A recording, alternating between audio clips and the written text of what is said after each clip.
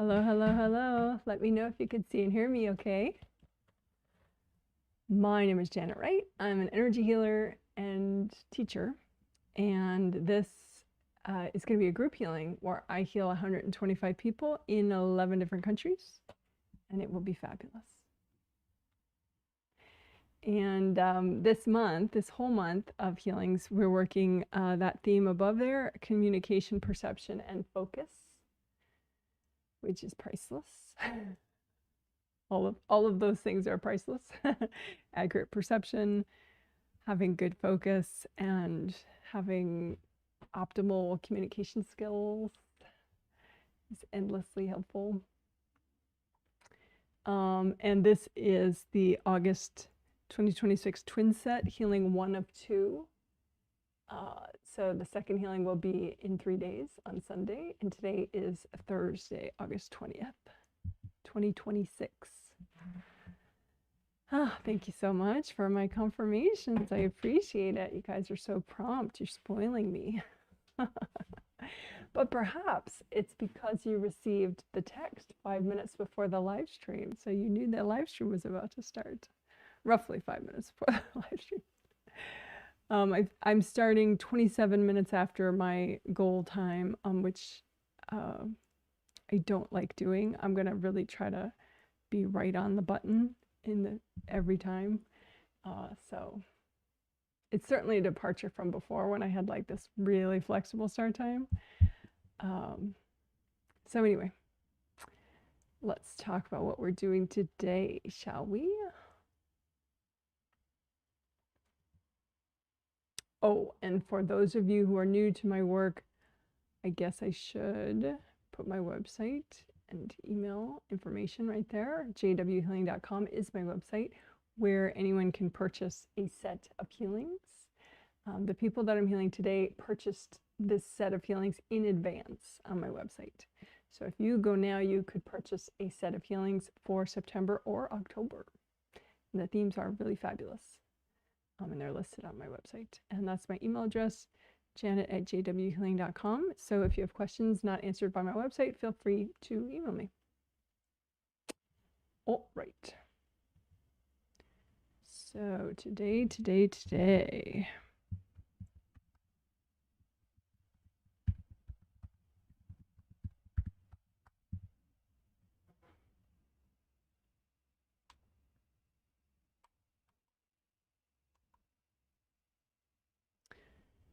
So, communication, perception, and focus.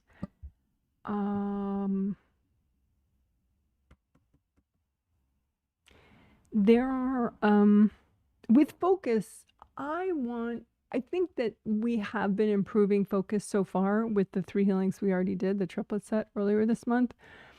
But I don't think it's enough what we've done. Even just taking myself as a guinea pig, because I heal myself as I'm healing everybody else that purchased the set. My focus is better, but in a weird way. Like if I really have something challenging that I need to do, when you're unfocused, you do like 5 different things instead of what you want to do, or you do a little bit of it and then you veer off and do 20 things and you come back and do some, and then you veer off and do 15 other things and you come back, right? So now, once I get going on my thing, I can focus for longer. However, when I detour, I'll be more focused about the detour. And so I'll have this deep dive into some issue that is important to me, but it's not like the priority time sensitive thing I need to do. So I'm more focused in my detours instead of like 15 different things at once. Instead of the main thing, I'm just doing one thing in depth instead of the main thing. So clearly we haven't quite cracked the nut of what we mean with focus, which is to get the most important shit done without the detours. So we're gonna kind of aim at the baggage that causes the detours. Because I think then we're home free, you know. I mean, you know, within reason. Let me turn off my cell phone. I think my cell phone weirds out the microphone.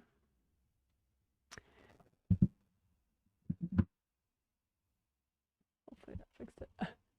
Anyway, so we're going to clear focus. I'm calling them focus detour blocks or focus detour baggage. So baggage that regularly contributes to you doing something other than what you really need to do.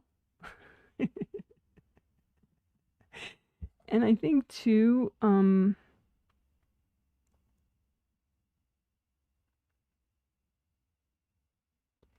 after we do that, we'll also I'm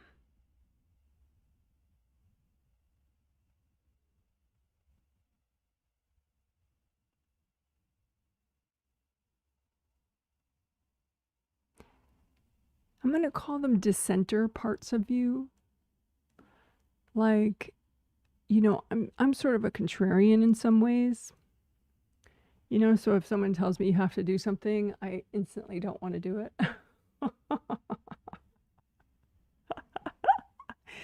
So, but the problem with that, since you're generally often not like one unified force, you have little walled off parts of you because of different baggage or different things you've been through that aren't fully healed yet, blah, blah, blah, right? So the problem is when you have parts of yourself that are contrarian. So the main part of you is like, well, this is so important. I would be so proud of myself and so relieved and also less stressed if I could get, you know, from A to Z on this task right now.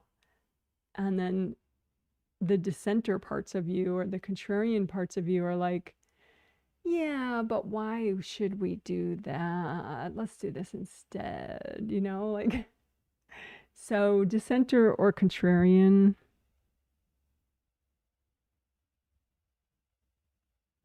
Because I think in general, you know, not wanting to do something that someone says you must do isn't always a bad trait. You know, it makes you much harder to control. It makes you a really, I have this term, shitty soldier. So it makes you a really shitty soldier in that you don't follow orders much of the time. So you tend to be better off like running your own business. So nobody's giving you orders, you know? So you tend to be better off like self-employed. And then you can use that stubbornness to just, you know, move the mountains that you need to move as a self-employed individual to make it work. But, you know, the problem is when you're doing that within yourself, you know, and you're just like, when the main part of you is like, please, I would be so much less stressed and so satisfied to do this. And then the other part of you is like, I don't wanna. So yeah, so that's what I mean. So we're going to heal mini yous that are contrarian against yourself.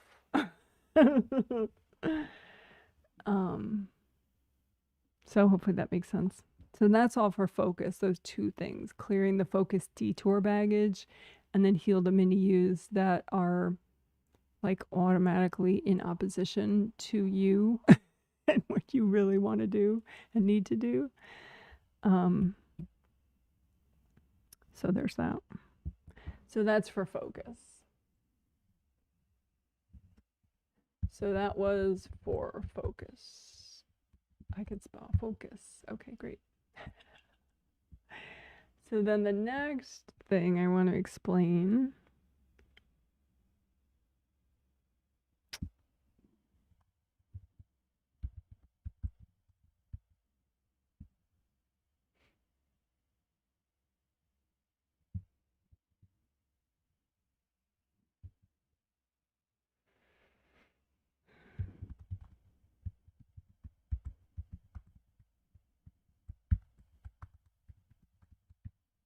okay, I'm calling them communication intuition blocks because I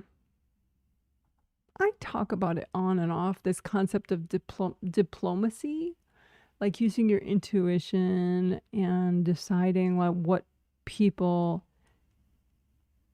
are ready to hear and understand and accept, and not needlessly saying, you know, 5 things that the person's gonna for sure be in opposition to, trying to find the stuff that is like common ground that the person can readily process and be like, yeah, that totally makes sense.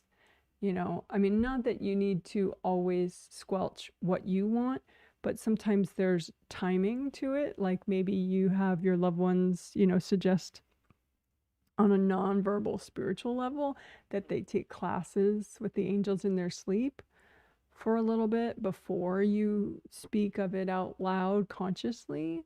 So they've already cleared most of the baggage that's going to freak them out when you talk about a certain topic. And so there are a lot of diplomacy things that you can do. So, and even just the timing aspect of it, like this is not the time, or the style of the communication, park bench versus small table communicating. When it's park bench communication style, which I have videos on, if you search Janet Wright park bench communication, there are 2 videos that give different examples and stuff. But to intuit all that stuff, what to say, when to say, and if there's spiritual work that could be done in advance on your side or their side that you suggest non-verbally, and all that. So having really good intuition about all that is pretty priceless. And so the more baggage we clear that's in the way of that, then the better your communication intuition would be, which would be, pretty priceless. In like interpersonal stuff in your personal life, but also in your professional life. So, like, yeah, that's enough said about it, but you get the point, and I think that should be pretty interesting. Also with communication,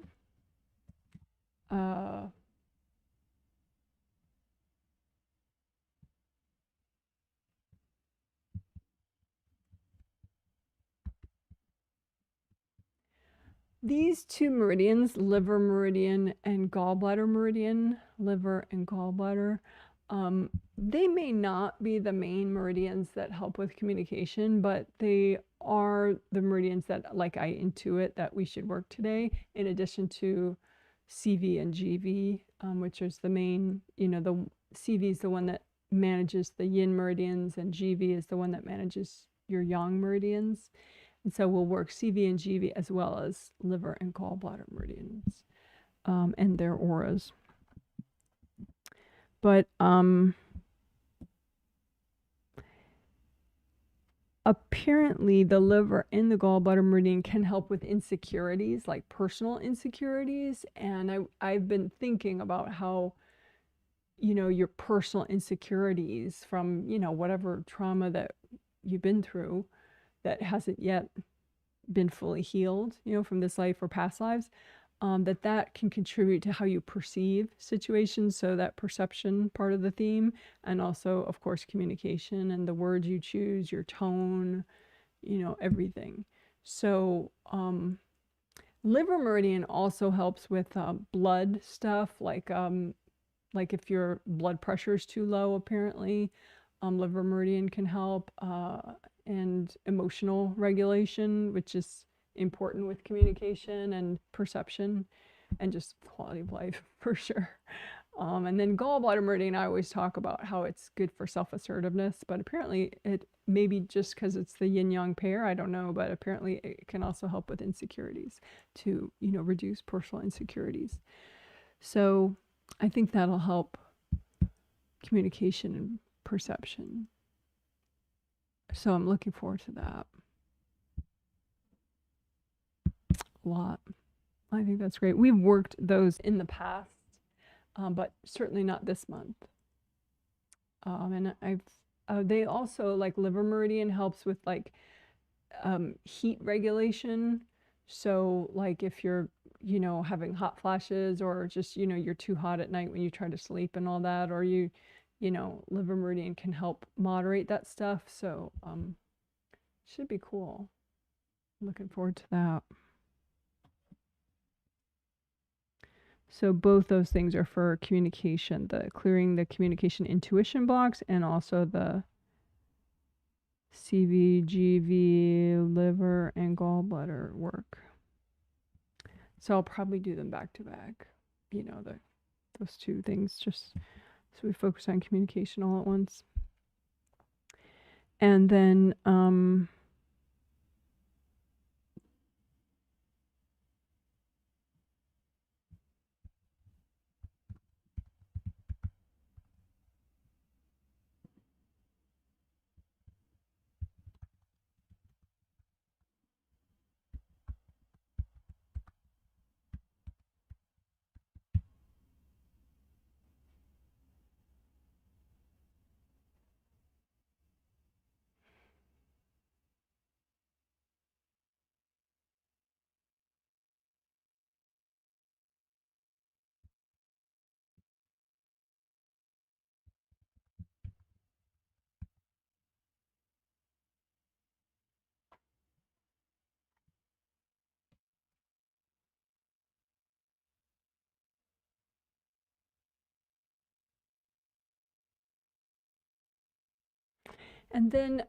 for energy safety, so like energy boundaries, and just because a lot of times when people's mood, or sometimes their state of mind, or their ability to sleep, or it can even impact physical health.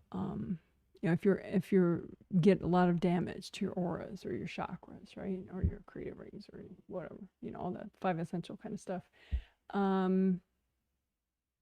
It can have a big effect on everything. Certainly your focus. It's very hard to focus when you have damaged chakras, or any damage to auras or whatever. So I think energy safety is always good to work, but it also lends itself to improving focus and perception too. So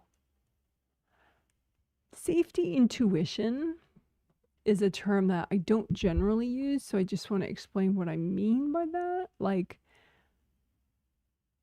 freestyle meditating uses a lot of intuition. Like, if you enjoy your freestyle meditating, or you're kind of like comfortable with it and you find it satisfying, generally there's a lot of intuitive decisions that you make, like, oh, I'm going to try this now, and oh, I need to spend more time on this, or oh, let me move on and do this now, or it's very improvisational like that. And so there's the stronger your intuition is, the better that you are at sort of picking the areas you most need, because you may not have a whole bunch of time to meditate, and so it's nice if you can pick the things that are most key for you to have a good day and work on those. And so safety intuition is kind of like that. Like, maybe it'll help you realize when you need to reground during the day, or it'll help you realize when your auras are just so blocked that it's going to impact your strength of your auras, and therefore your safety, your energy safety, or all sorts of things. So anyway, we're going to clear blocks that you have, keeping you from having really better and better and better safety intuition. And then also clearing courage blocks. So courage is first chakra. First chakra is safety, courage, and abundance, at the base of your spine. So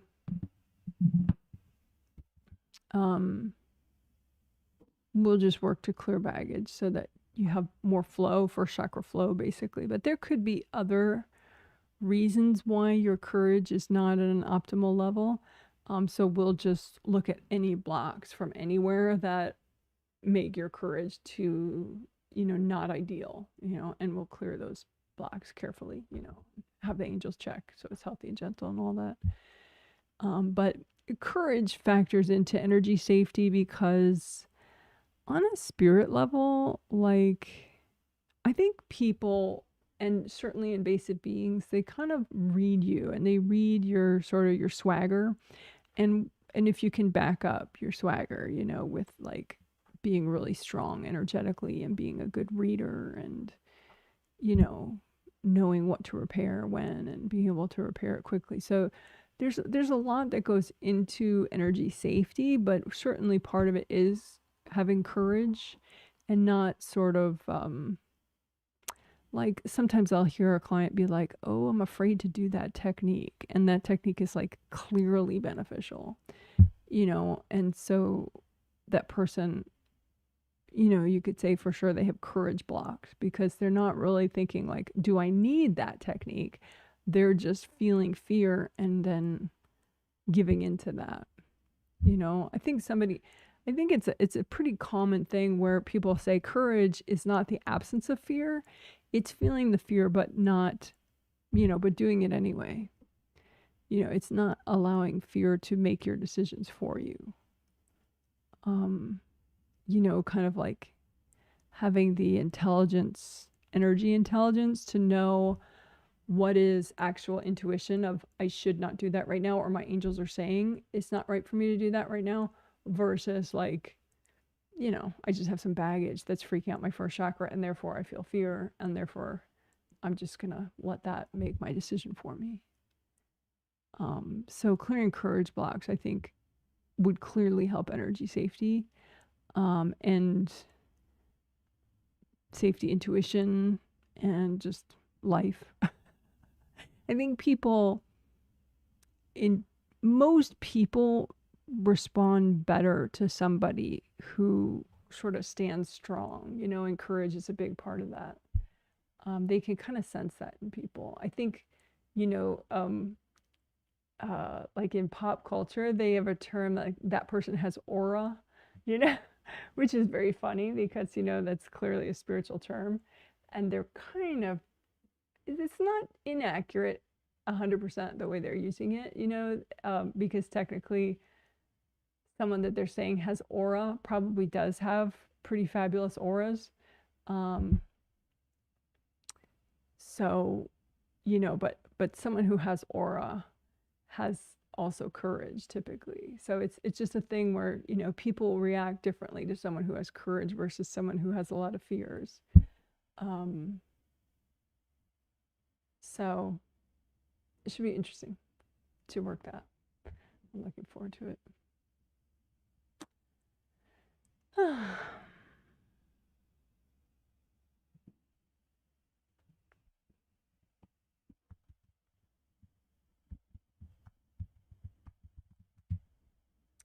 So all my veterans know that, you know, even like knowledgeable newbies know that 5 essentials is something we do every group healing because they're essential. And they are grounding, aura repair, creative ring repair, chakra repair, and then back of head stuff.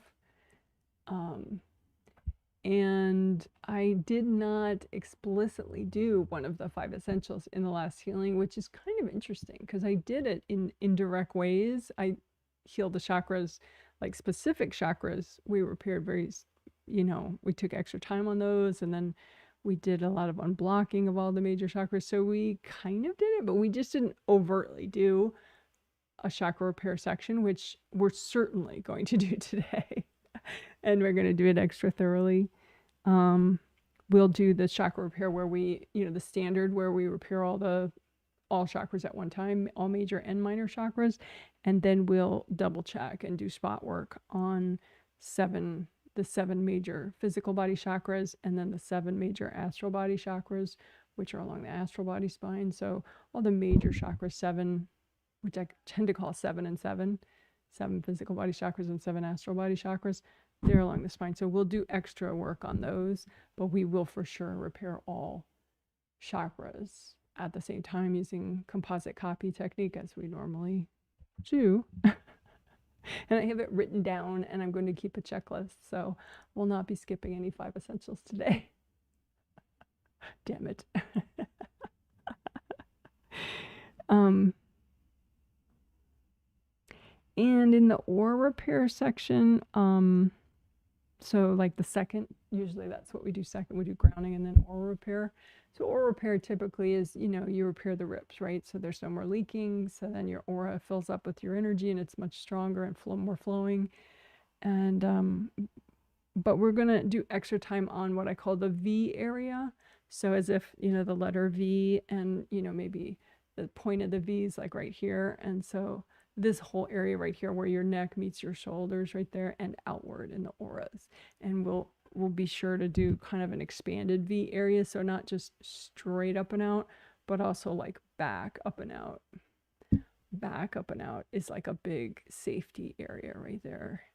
I mean, of course, people and invasive beings could try to come this way, but you have your good karma windows, and if they're in good shape, that's kind of an extra protection.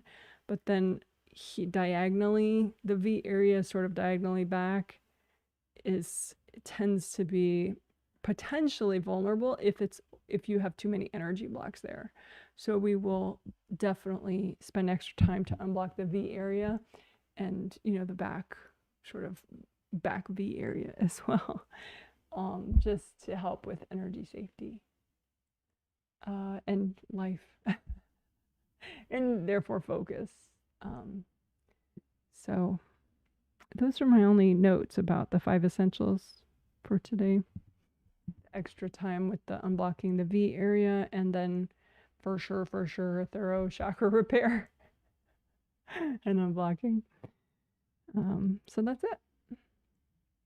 So I will just check the pre-healing chat comments and then we'll get ready to go. A heads up for newbies. So if you are like a first-time newbie or something, or someone who really doesn't understand what I'm about to be doing, there is a 5-minute video listed in the info section of this live stream, and you could just go ahead and watch that right now. You won't miss much of the stream, and then come back to the stream. But because it'll explain the healing with gold light, it'll explain who I am, what I do, that kind of idea. So if you feel like you need that because you have no idea who I am and what I'm doing, there's that newbie info 5-minute video that you can watch now if you want. And this is like all levels teaching, so everyone can follow along if you want and heal yourself as you watch if you want. Or just if I'm healing you, you don't have to heal yourself at the same time, but you could. Or you could just sleep or clean your house or do your work or hang out with your kids, whatever you got to do.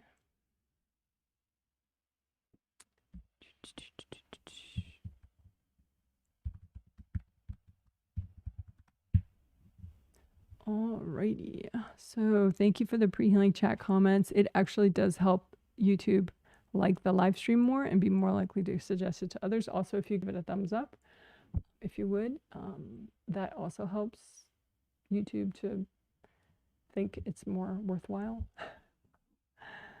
and therefore show it to others. Okay. Someone says, can see and hear you from Ottawa, Canada. Hello.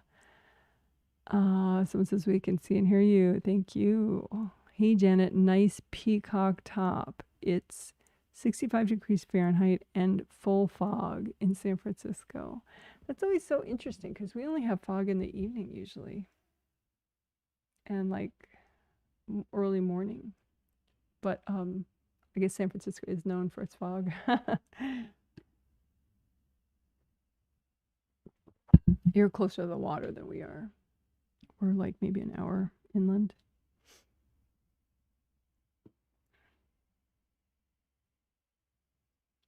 All right, thanks for the compliment on the top. Someone says it was very nice to do the 5th chakra work. Yeah. I think that the hint came in the email from you. Thank you for that email. Yes, and there is a communications survey, which I think I put in the info section of this live stream. If you don't get any emails from me, you could find it. It says communication preferences survey, and then there's a link. And anyone, if they want to potentially receive emails or these text alerts before the live stream starts, from me, you can fill out that communication survey and let me know your preferences. And I did email that to everybody that I currently email. They all got a communications preferences survey email early this morning, the wee hours, when I should have been asleep.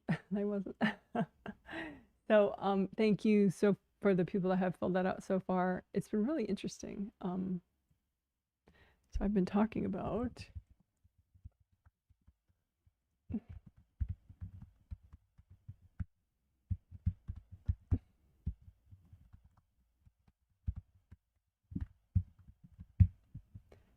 the communications preferences survey that anyone's welcome to fill out, and also the spirit-friendly news emails. I have 3 now at different times of the month that I send out, and that's what this person is referencing. That so if you put in your survey which emails you want, then going forward you will get the emails that you specified that you want, and they're all going to be spirit friendly, meaning that they're not just sales reminders. They're also like maybe some affirmations that you could try, you know, just take a minute and try some, or a video link or 2 video links, or like a freestyle meditation energy healing idea, you know, that you could try on yourself.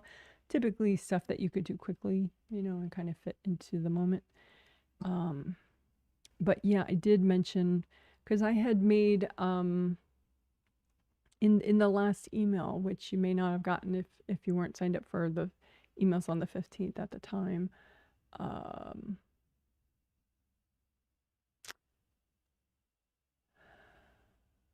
I could resend. If I resend it, it'll be too confusing, because it says, you know, the twin set's about to start in 2 days. So if I send it now, it's be very confusing. But anyway, so but it did have some nice stuff in it. Some video links to this. If you search Janet Wright Healing 5th Chakra, you'll find these 2 videos. But I put video chapters in them in the last couple of days, so you can skip around and, you know, repeat a section much more easily. And there are 2 really nice 5th chakra videos that I like, that I did, that are each like, I want to say they're like 20 to 25 minutes long each one. They're very thorough, and it's kind of cool. Like, you would think like 20 to 25 minutes, that's not like super quick, but I don't know, the energy of it is just, it's a good vibe, so it doesn't feel as long.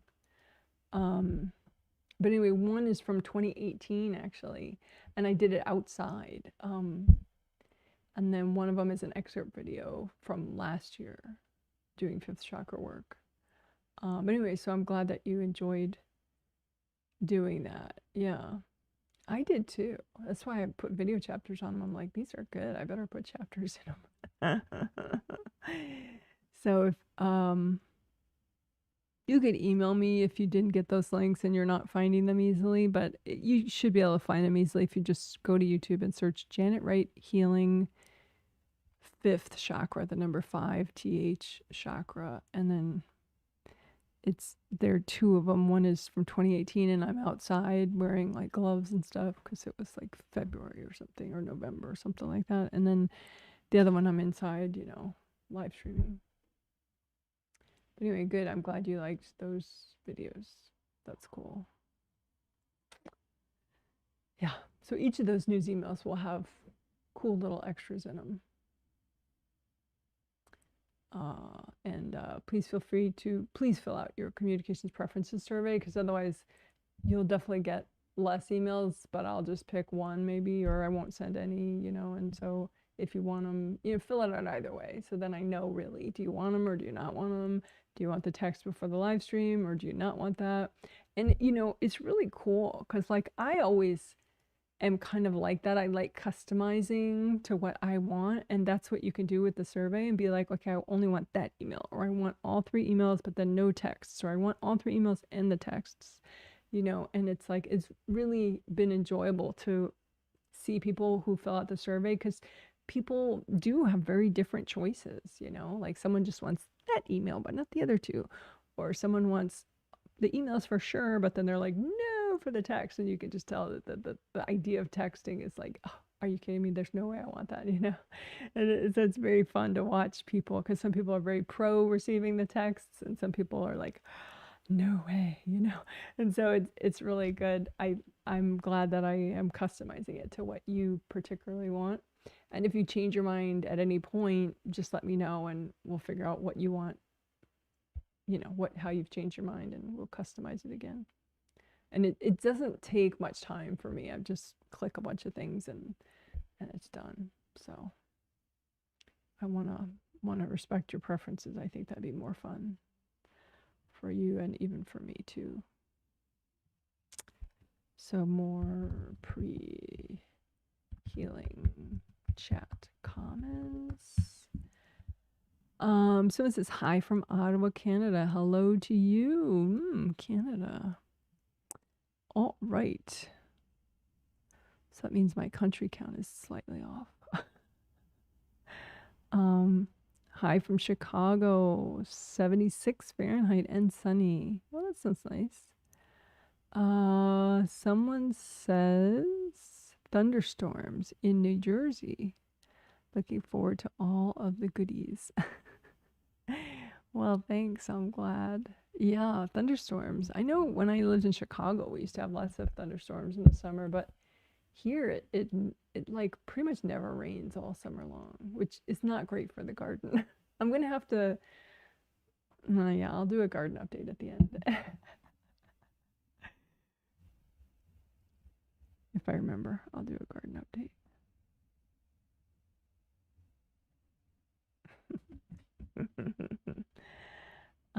But thanks for the comment. Someone says excited for the liver meridian work. Oh, good. Oh, and to the other person, if I don't normally email you, please feel free to fill out that communications preferences survey if you want. Even if I've never worked with you before, that's fine. You can, like, there's a little extra note field so you could say who you are, you know. That would be cool if you want. Someone says, of the detour baggage are keeping me away from working on the tax returns, and I love the communication intuition balance to help freestyling and be considerate of the time limit. Yeah, time efficient freestyling. Yeah, for intuition. Yeah, it is good to have good intuition and be like, no, I just need that, that, and that. I don't have to do, you know, this 40-minute process of, you know, everything. So it says, hi Janet, hello to you. Thanks for the pretty flower. It looks like a, I forget what that flower looks like, but I've never had luck with that one. Hyacinth, I think it's what that is. A hyacinth emoji. All right.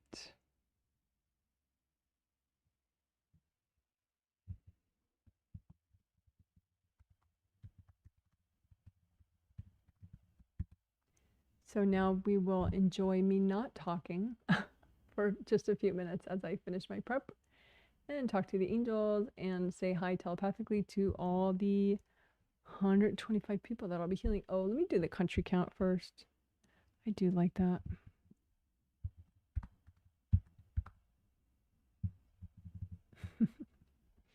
Okay, so for where these 125 people are in the world right now, they're in 11 different countries.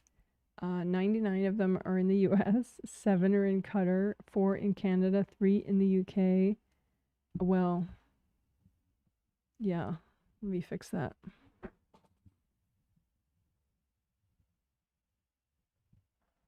Okay, so I'll start over. 99 in the US, 7 in Qatar, 5 in Canada, 2 in the UK, 3 in Ukraine, 3 in the United Arab Emirates, 2 in the Netherlands, 1 in India, 1 in Germany, 1 in Israel, and 1 in Japan.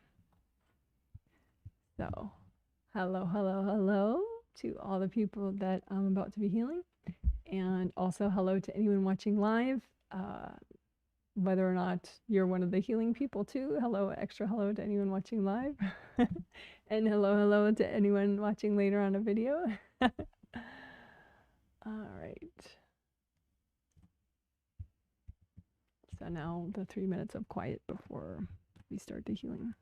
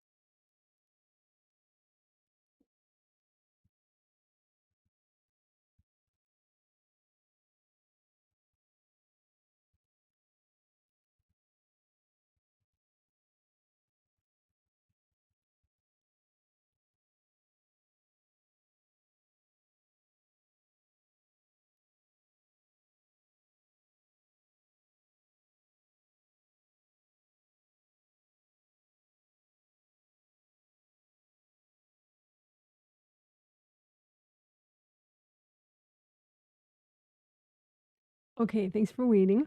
So, what we're about to do, a combo of grounding, unblocking, recreating grounding and unblocking it, and also repairing energy leaks in your shoulders, arms, and in your legs, already is a short video in my short video playlist because it's a great combo and I've done it before.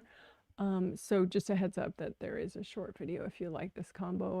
It's really nice to do. You could do it before you go to sleep, you could do it in the morning, whenever you want. But it's kind of, it's a good combo. Okay, so grounding is your connection to the core of the earth. You should have two groundings, one for your physical body and your physical body aura, and one for your astral body and your astral body aura.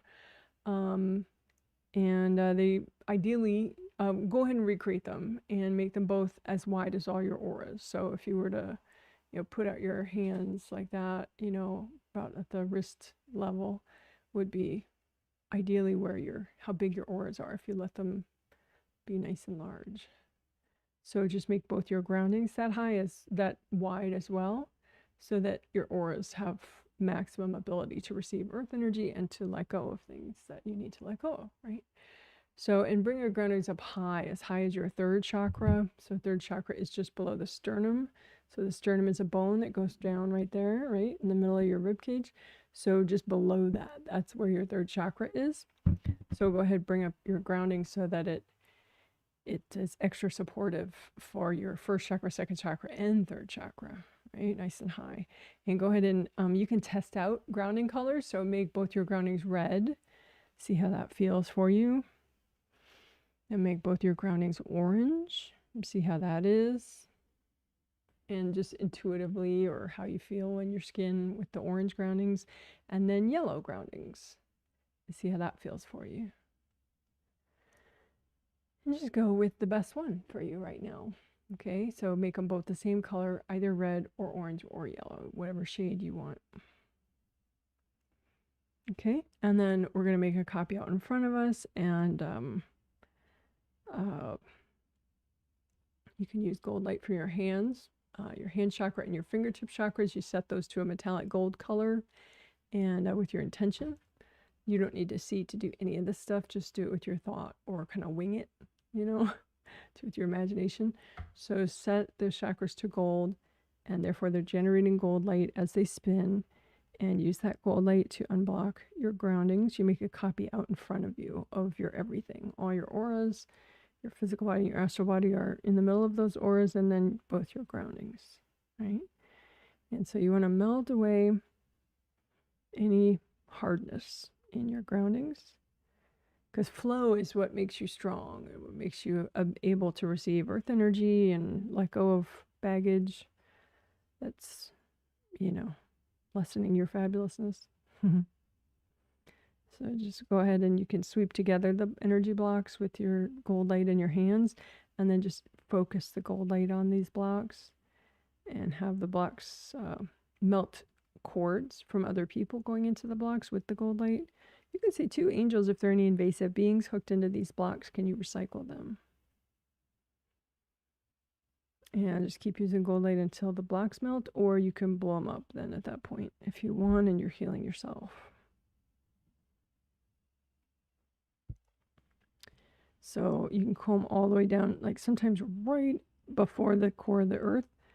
You might have the block sort of collected there that didn't fully release, so just do the same thing with those. Gold light, melt cords from other people. Angels, can you recycle any invasive beings hooked into these blocks? And just let them fully melt or blow them up. Indie grounding, indie for independent, is, you use gold light around the outer surface of your groundings and melt away any attachments that go from your grounding to other people's groundings.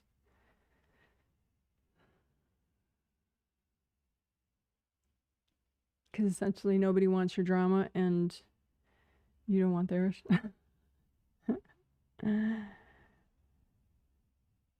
So just melt everyone out so that they have their own grounding, which is better for them.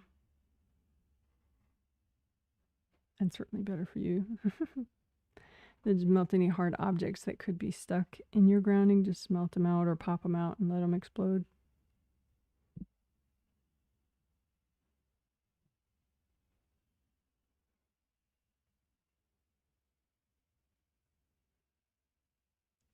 All right, good enough. So now for the repairing leaks in the shoulders, arms, and legs. So just imagine a copy of your body in particular, just shoulders and arms, and then legs. And just look for energy kind of spurting out, and that's where the leaks are.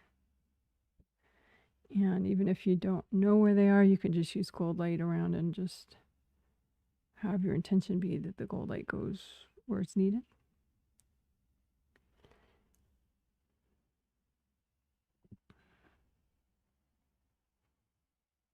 But those of you that want to, generate more and more gold light, it really does help if you repair leaks, energy leaks in your shoulders and arms and wrists and elbows.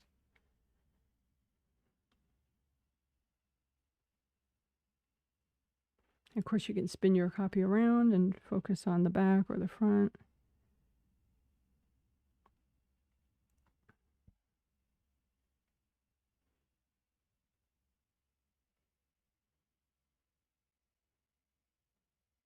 But the energy should flow from like your 5th, 6th, and 7th chakras, from your neck, down your shoulders, down your arms, and out your hands and fingers.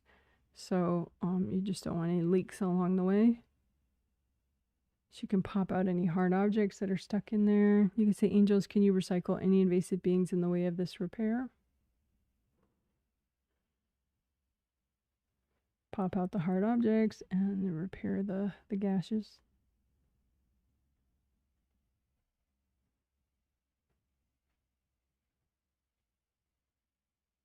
Doing a little extra on the elbows.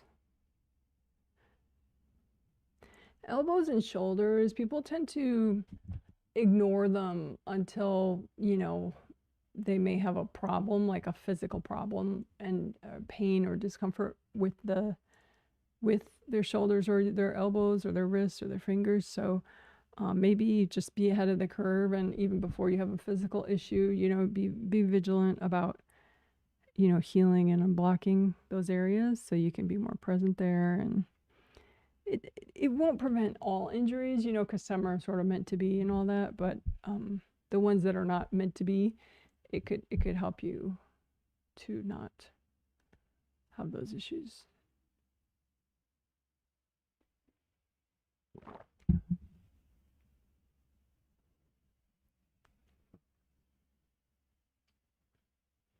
There was an interesting video I saw. There's this really good physical therapist on YouTube who makes videos about, like neck muscles and nerves and stuff in the arms, the whole body really. But he's so good at like showing and explaining and giving you, quick exercises to work on an issue.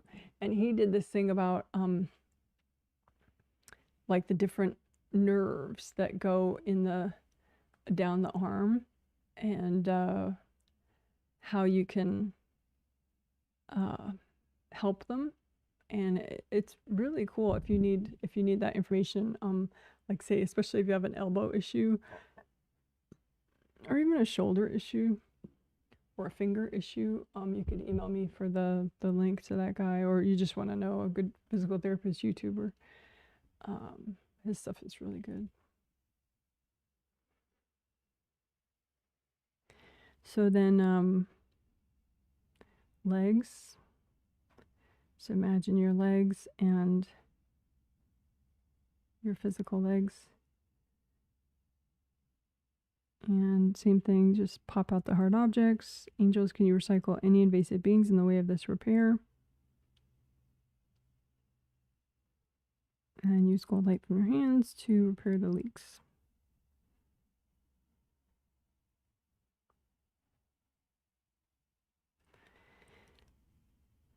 And I don't know that men have the same issue, but with women, it's pretty easy to have different men in your legs like, because I guess, you know, legs is like a sexy thing for men sometimes. So if they think your legs are sexy, they could put some energy in there just subconsciously.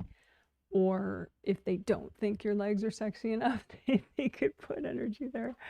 So this is just, but for men, I guess there would be some reason for people to put their energy in your legs. So either way, you can just, as you're repairing the energy leaks, just use enough gold light so you're washing everybody out of your physical legs.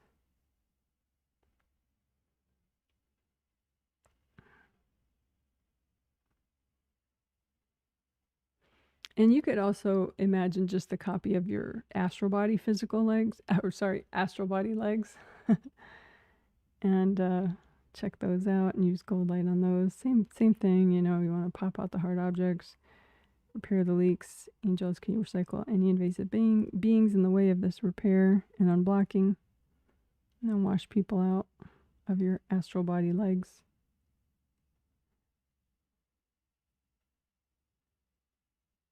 Someone might be here also if they don't like how you're self-assertive, or they don't like the pace at which you grow. Maybe you're you know, progressing too fast for them and it triggers them. So they might put energy in your legs to kind of slow you down in a controlling way, which is not something I would ever recommend, of course.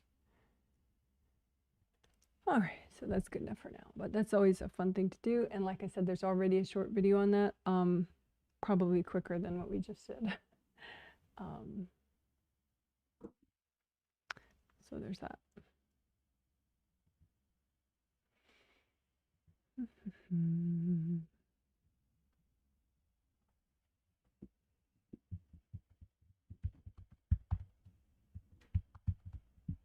So I didn't say that we were going to do this ahead of time because I thought of the 3-step things that we're going to do after I was talking about all that.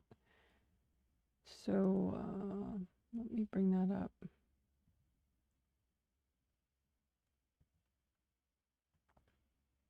So this I'm calling the proactive 3-step process, or 3-step wrap up, the proactive 3-step wrap up. So clear stabs, proactive clearing, and recycle lurkers. So I think it'll just help, you know, kind of clean the slate so you're not triggered so much and you're ready for getting more present with the techniques that we'll be doing. So we'll proactively clear what could be triggered as you get more present, to the extent that's healthy and gentle to clear right now. And then, of course, recycle lurkers, which you just ask your angels to do, and it's totally a good idea. So clear stabs first. Put a big gold blanket out in front of you, pile onto it any stubborn triggered energy blocks, which is what STEB stands for. So pile copies of anything that's triggered for you for any reason, for whatever reason, whatever's stressing you, whatever's triggering you subconsciously, pile it all on the blanket and say, angels, is it healthy and gentle to clear all this right now? So that way your angels will sort through it for you, remove stuff that's too much. And then angels, can you recycle any invasive beings that are hooked into this junk? Deep breath while your angels do that. Get rid of the riffraff.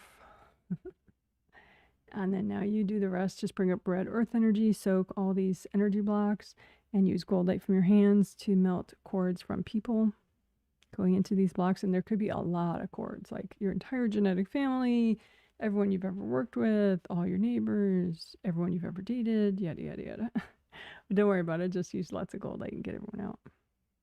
And then melt everybody's energy out, melt your own energy out. And you can just keep using gold light so that it all melts, or at that point you could blow it up to blow up the baggage.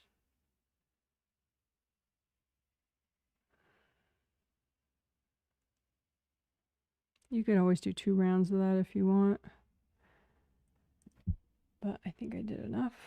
So proactive clearing, make a big gold blanket out in front of you, pile onto it anything that you're intuitively deciding will probably get triggered as you get more present during this healing.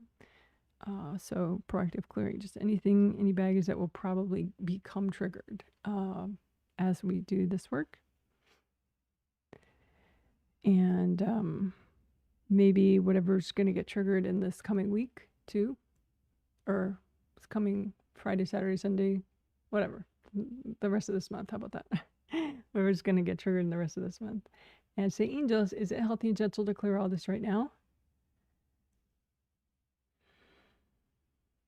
And then angels, can you recycle any invasive beings courting this stuff? And then you do the rest. Lots of gold light, melt everybody out. You can bring up red earth energy from the core of the earth into the baggage to help drain out everybody's energy and your own energy. And just wash everybody out. Just keep using gold light until it all melts. Oh, angels, can you recycle any invasive beings hooked into this junk in case you still have more? And then you could blow up all the blocks if you prefer, or just keep using gold light until they all melt. All right, and then the final step, recycle lurkers, super easy. Lurkers are just invasive beings that have popped out of your space because you're getting more present, but they're like not, they haven't given up on making trouble later with you. So they're sort of lurking, either a foot outside of your aura, up to 10 feet outside your aura, and they're keeping an eye on you. So you can just say, angels, can you recycle all my lurkers?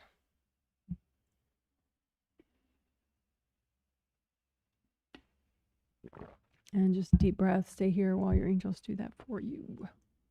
And you may have so many that you have to ask 2 or 3 times. So, angels, can you recycle my lurkers?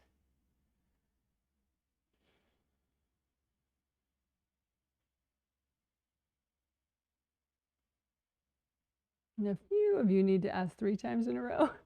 You have a lot of lurkers. So, angels, can you recycle my lurkers?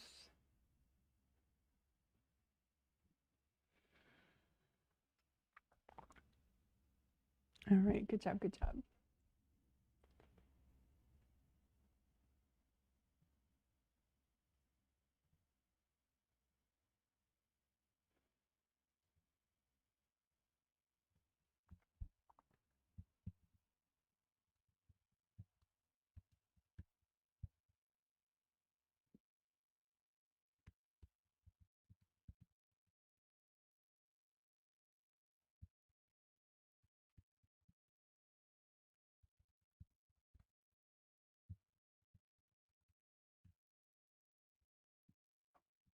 Okay, so now we'll do aura repair, including repairing GMS gold mesh spheres, which are part of your Wei Qi auras. So they generate continuous amounts of gold light, which really helps your meridians and helps your boundaries in general.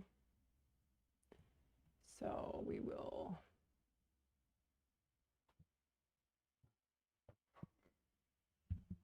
make sure to repair those, and also the V area, as I explained.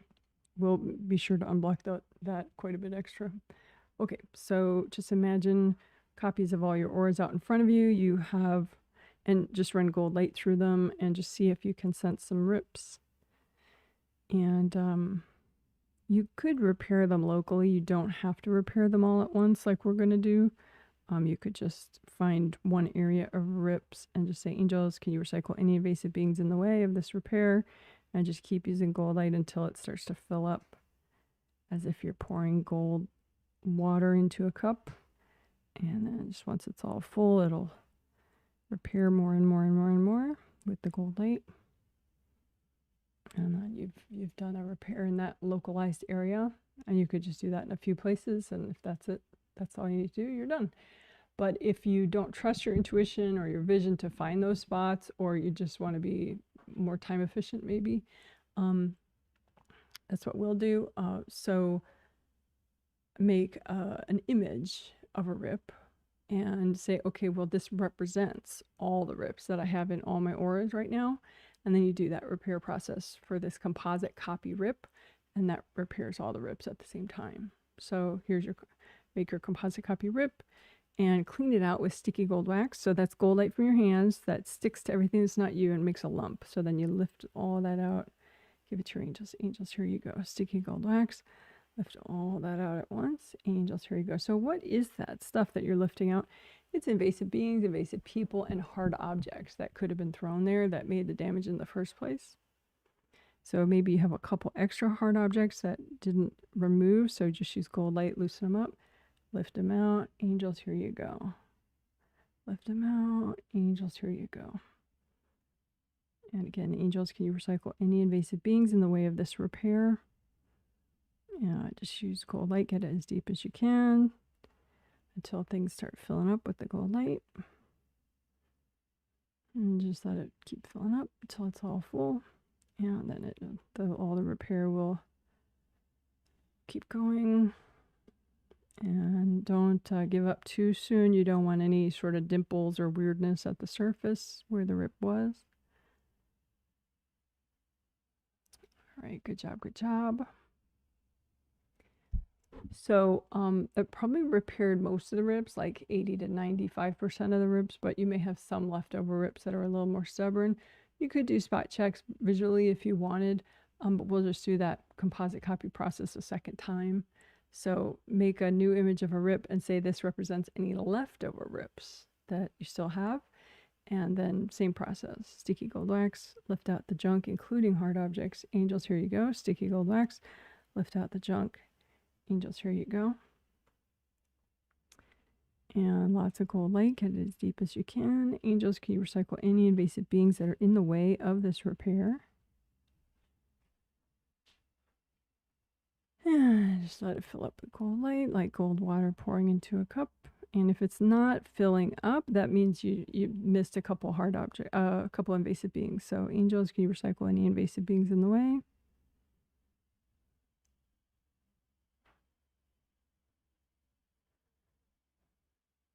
And you want it to be nice and bouncy and smooth at the outer surface. All right, good job, good job. So you can redo your gold buffer zones. They're just flowy gold force fields that you create, one for the astral body aura around the outer perimeter and one for the physical body aura. And you just can recreate them quickly whenever you need to. Just recreate your gold buffer zones.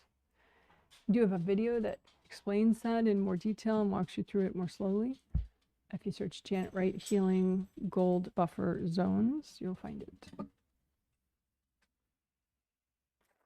So gold mesh spheres, GMS, right there, gold mesh spheres, GMS. So your Wei Qi auras, you have 15 of those, and each one has 3 gold mesh spheres, an innermost one, a middle one, an outermost one, and they wrap all around you.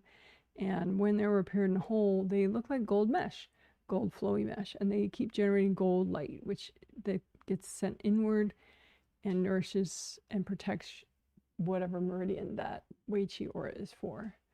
So you can repair all of them at once.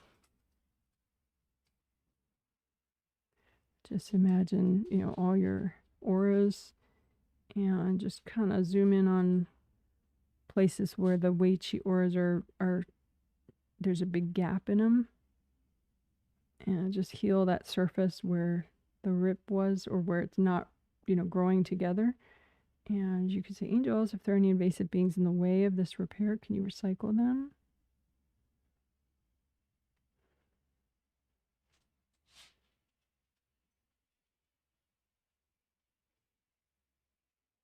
Again, find another gap in the gold mesh spheres.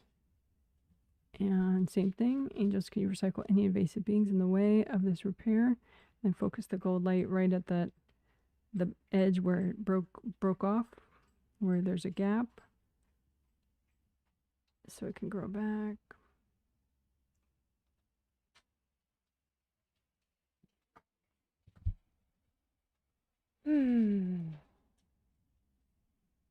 All right, good job.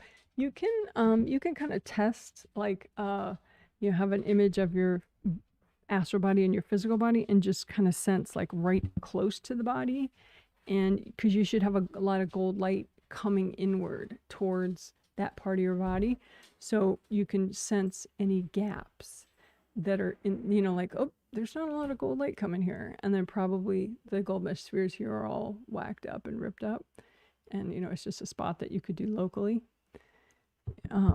So you could do that. You could kind of scan and look for, but if you don't trust your vision or your intuition, you can just imagine, okay, well, where's the spot where my gold mesh spheres are the most ripped up still. And just imagine a spot in your aura so you don't have to know where it is. And again, gold light around the ripped edges that aren't repairing. And just angels, can you recycle any invasive beings in the way?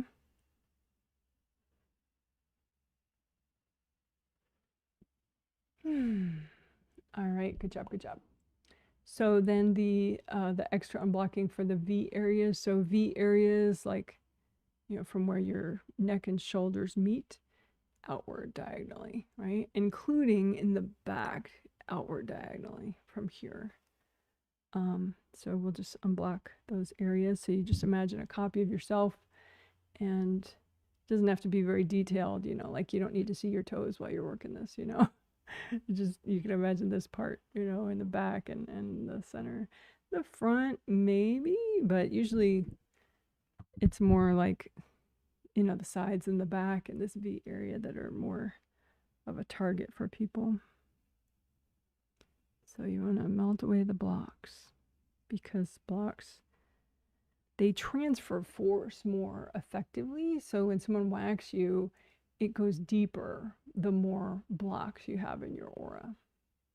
Whereas, you know, flow diffuses the force. So it's essentially strengthening the aura, making it more whack proof if you have better flow. So just find the energy blocks in your V area. You can say, angels, can you recycle any invasive beings courting any of these blocks in my V areas? And melt away the people and melt the blocks.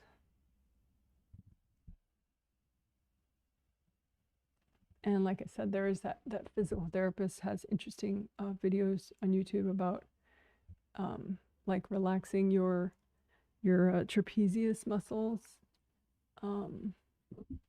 which I guess are part of the big muscle group right around here. So, you know, you could do that in conjunction with aura unblocking and stuff if you want.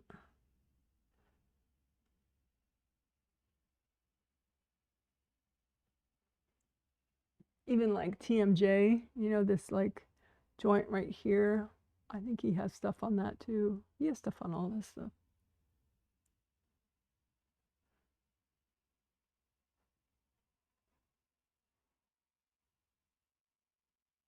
So we're imagining the energy blocks in your V areas of your physical body and astral body, though, because a lot of times, even if you feel it physically, you know, as like tightness or something, it could be more blocked in your astral body in that area, and then therefore you're not as present when you come in, and so you're not there to like whoosh out the blocks from that area of your physical body aura. So just do both, bottom line.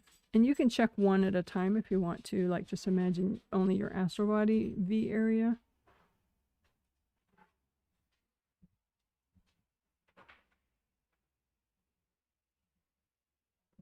And, you know, angels, can you recycle any invasive beings in the way of this clearing?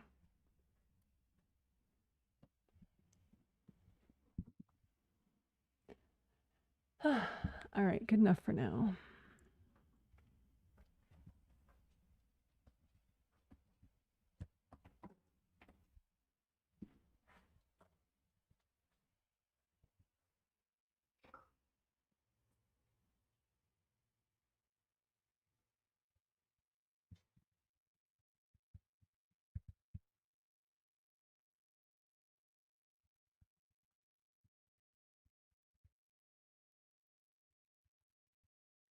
So creative rings are up here, 1, 2, 3, 1, 1, 2, 3, and they're gold rings, but they might not look gold. They could look white or black because of invasive energy there. So invasive beings or invasive people. But you can make copies out in front of you of your 3 gold creative rings and use gold light to repair them and unblock them.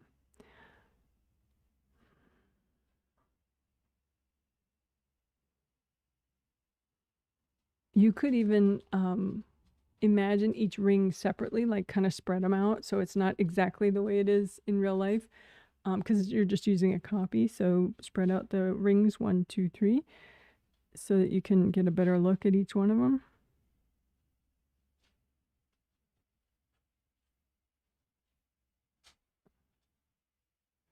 And again, you can say, angels, can you recycle my lurkers? Because there could be invasive beings that kind of distance themselves from you as you're doing this work that usually hang out here. So you want to get those guys recycled. So angels, can you recycle my lurkers?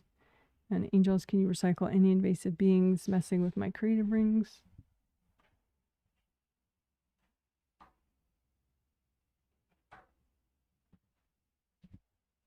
You can use sticky gold wax on all of them at once. So sticky gold wax, have the wax stick to whatever's not you in either of those 3 rings. That's healthy and gentle to clear. And then just lift out the wax with the blocks. Angels, here you go. Sticky gold wax, the top and underside of each of the 3 rings. Have the wax stick to whatever's healthy and gentle to get rid of. That's not you. Lift that out, the junk, give it to your angels. Angels, here you go. Do some extra repair.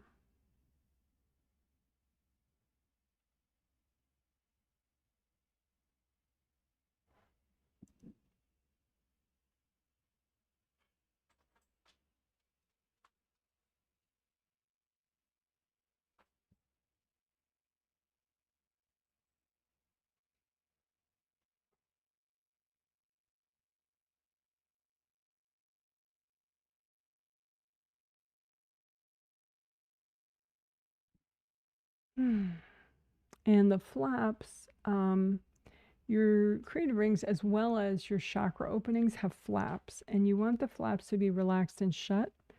But this is what they look like when they're not, when they're irritated and open. That's what the flaps look like. And so that would be a top-down view of either one of any one of the 3 creative rings. And you don't want it to look like that. You want these to fall shut so that it's just a smooth outer surface, right? And that's the same thing with a chakra. The flaps would be right around here, and you want those to fall shut so it's nice and smooth and harder for people to cord. But then your energy still goes through the round openings of the chakra, right? So right now we're doing creative rings, but be aware of the flaps. And you can have the 3 rings separate, like we have them spread out if you want, if that helps, or you can stack them up like they normally are, whichever helps you to be aware of the flaps more.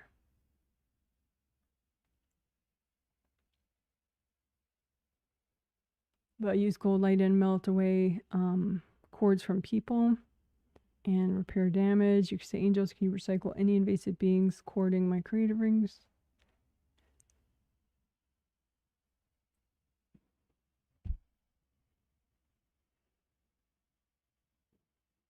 And if you can't get some of the flaps to close, that's a clear indicator that something's not right with that part of the creative ring. Maybe there's cords that you missed, or some damage you missed, or a hard object that's still stuck in there.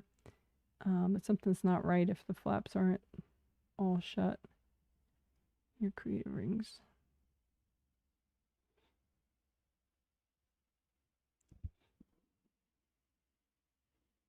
Okay, so you get rid of your copies. And just double check that you have good enough flow through, like that your 7th chakra energy can go unobstructed through your creative rings and upward to your 7th layer.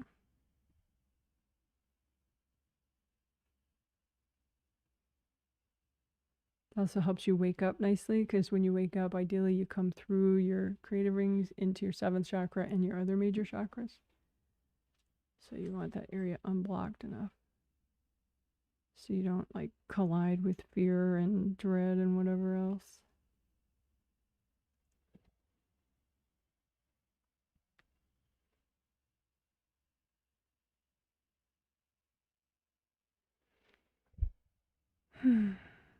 All right, good enough. So now, guess what we're gonna do? Chakra repair.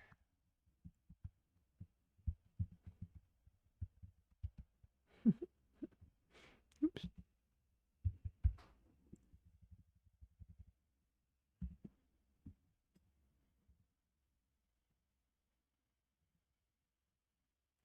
So first we'll do the standard, doing them all at once. This is the basic chakra shape, an open cylinder, equally open at both ends. Why? Because that helps you release better. So you just allow both ends to be equally open. So you imagine a copy out in front of you of a chakra, and it would have this basic shape. And then you say, okay, this represents all my chakras of my body and my spirit. So all major chakras, 7 and 7, but all minor chakras, including acupuncture points, chakras in your limbs, around your joints, everywhere, right? So all my chakras, this is representing all my chakras, and then use gold light to repair and unblock and melt cords from people. You can say, angels, can you recycle any invasive beings that are cording any of my chakras? And you can lift out any hard objects and give them to your angels. Angels, here you go. Or lift out any hard objects and just melt them in place. That's another, or just melt them with gold light.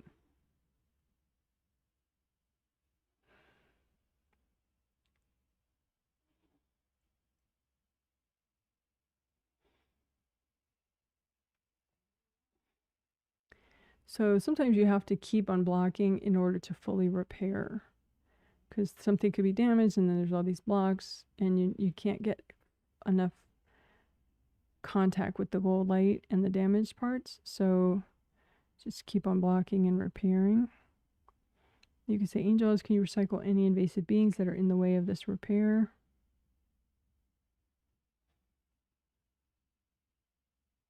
And the damage, it could be anywhere, you know, like a gash or something, but it's typically focused around either around opening, and it could be cracks or a missing chunk. So just use extra gold light. And again, like I said, the flaps could be stuck open, and that's an indicator, just like with creative rings. It's an indicator that something's not right. You know, that maybe you missed some cords, or there's a hard object stuck there, or yeah, those are the basic reasons. Some damage.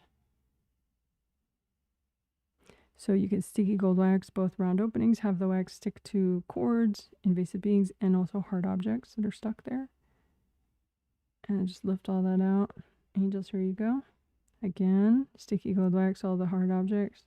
Lift those out. Angels, here you go. Angels, can you recycle any invasive beings in the way of the repair?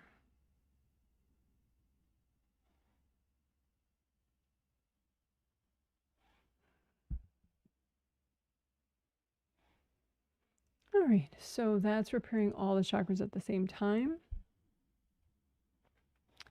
So that was repairing them all at once. So now we will do just the major chakras, like a sort of a spot check. Checking and then, you know, repairing any that are still not quite right. So just line up copies, 7 physical body chakras, 7 astral body chakras. And in your body, the orientation of the 7th chakra is this way, with round opening in the top of your head and then round opening, you know, in there. And but the other 6 through 1 are oriented this way. So round opening in the front and round opening in the back. I do have a 3-video series called 7 Chakras Aura Layers Flow. It's a playlist of 3 videos where I'm outside and I sort of explain the flow between the chakras and the aura layers if that's something you need. It does exist. If you can't find it, by searching Janet Wright Healing 7 Chakras Aura Layers Flow.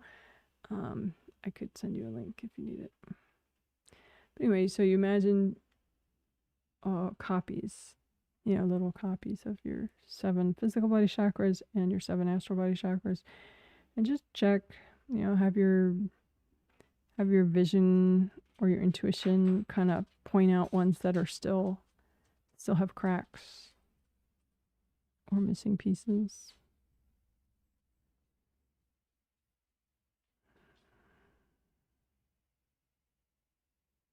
And if you don't know, you can just repair each one extra.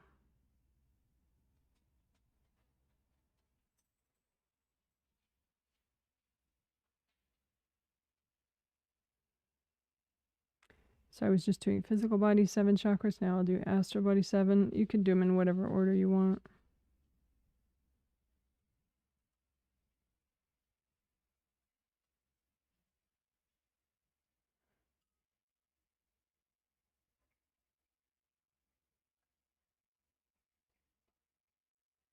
So I'm doing astral body. I already did astral body 7 through 5. Now I'm doing astral body 4th chakra.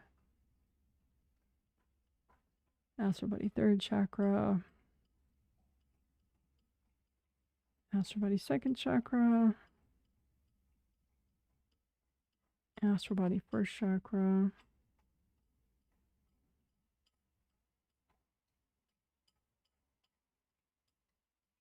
And just have that intention healthy and gentle. You want to unblock and repair to the extent that's healthy and gentle to do right now.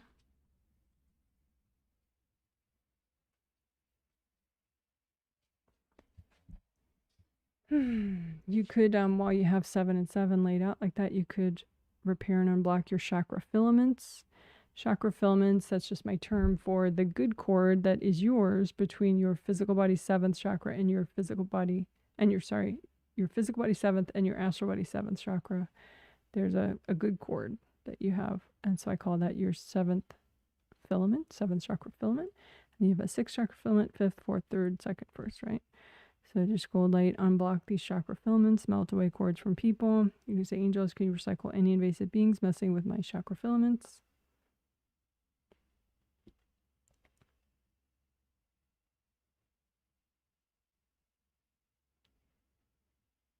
Often mothers of young children, if you unblock extra your 1st chakra filament, that can really help.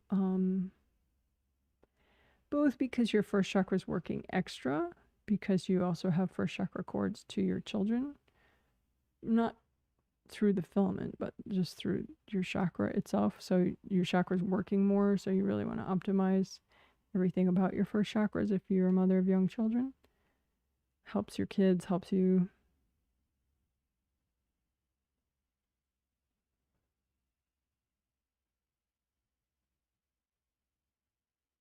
But also, if people are judging how you are a mother, or they're just sort of, they don't have great boundaries, say as a grandparent, they can cord your 1st chakra filament and try to kind of backdoor their way into having their energy in your cord with your child at the 1st chakra. So just, if you're a parent of young children, just spend extra time on your 1st chakras and your 1st chakra filaments. Your 1st chakra filament. And that's good for abundance too, of course, and courage for anybody.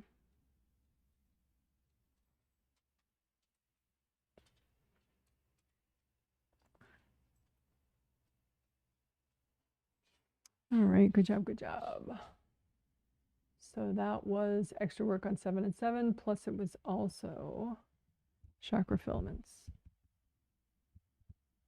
So I'll just say SCHK for chakra and then filaments. So we just repaired and unblocked chakra filaments, as well as repairing and unblocking all chakras, and then extra work on just the major chakras, 7 and 7. Okie doke.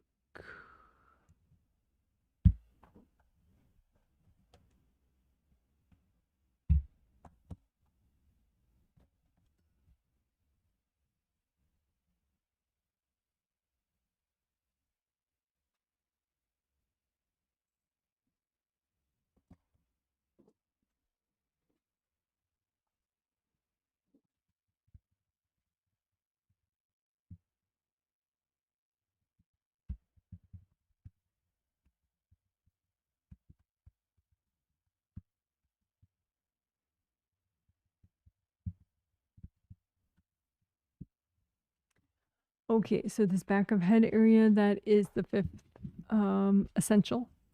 And the 5th essential back of head stuff is kind of a 2-parter. First, we'll do the base of skull, meridians and acupuncture points back here. and then we'll do good karma windows, which is in your astral body aura back here. But both are very helpful, especially for focus and sleeping well. Good stuff. So I have my beautiful diagram that I did not make, but I'm very grateful to the person that made it.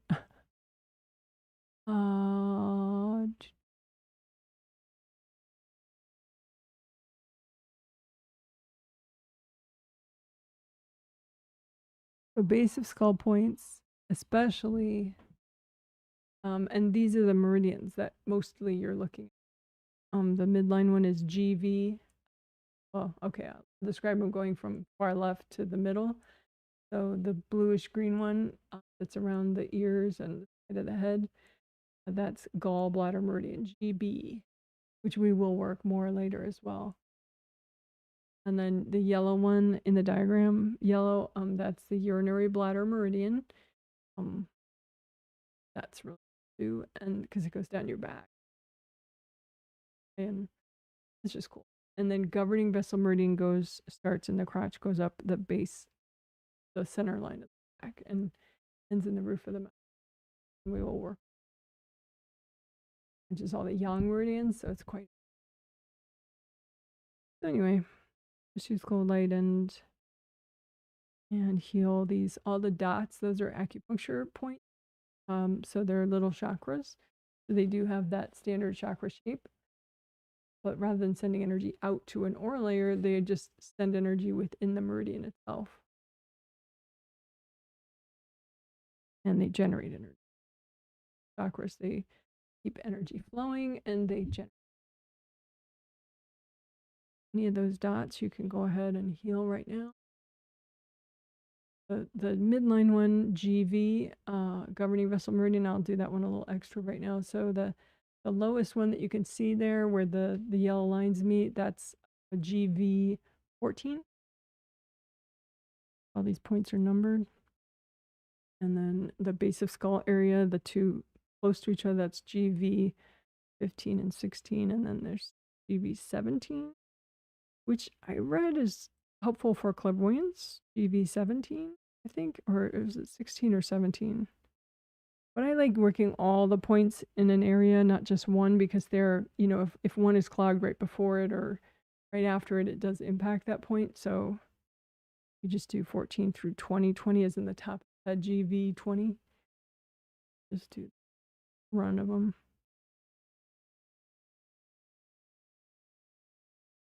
So you want these meridians to ideally be red and flowing on an energy level. So you can just imagine the color. Maybe it's black, maybe it's white, maybe it's red and flowing. If it is, then there's nothing wrong, really. It could be a little blocked, but there's mostly nothing wrong if it's already red and flowing the whole way. But you might find it's red and flowing until a certain point, and then it's all blackened and there's some hard objects sticking out. So in that case, you use sticky gold wax, remove the hard objects, give them to your angels. Angels, here you go. And just keep using gold light there. And say, angels, can you recycle any beings in the way of this repair? Keep using gold light until it grows back.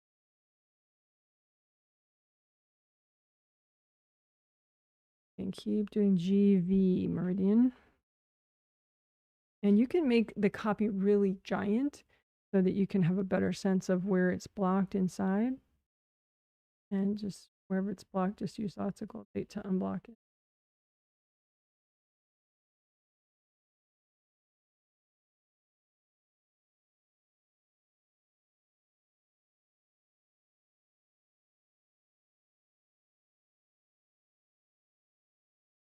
You can sticky gold wax the whole thing in case you can't see the hard objects. Sticky gold wax the whole GV meridian and have it stick to the hard objects. Lift those out. Angels, here you go. Sticky gold wax. Stick to all hard objects. Now, angels, here you go. And then go ahead and repair with gold light. Angels, can you recycle any beings in the way of this repair?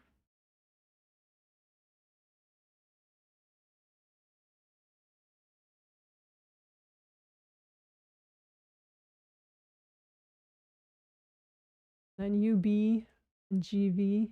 I'm sorry, UB is the yellow one, and then GB gallbladder. the blue-green. I'm just going to bounce around and do both. You can unblock around the auras around a meridian, and that will help take pressure off it, make it heal more quickly. Melting the energy blocks around the side of the head, sort of diagonal back of the head, side back kind of meridian.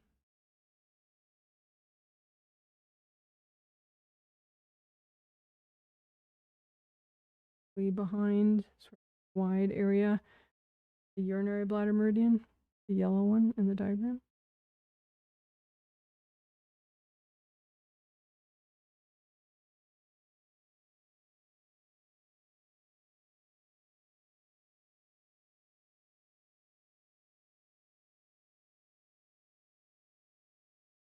Check the meridian itself, see if it's flowing enough.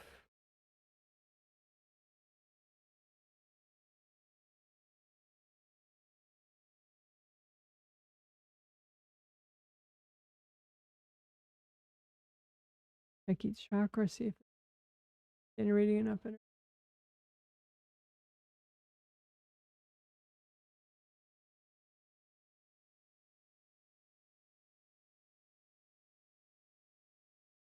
You could also just imagine like a line to represent the entire meridian. That way you don't have to think about, oh, it flows here and then it goes here and then here and here and here, right? So just have a copy that is sort of visually simple. So you can lay them out like gallbladder meridian, urinary bladder meridian, and governing vessel meridian in just 3 lines. And you want those lines to be red and flowing, so anywhere where they're not, use extra gold light. And melt the blocks. You can see angels can recycle any invasive beings that are blocking the flow.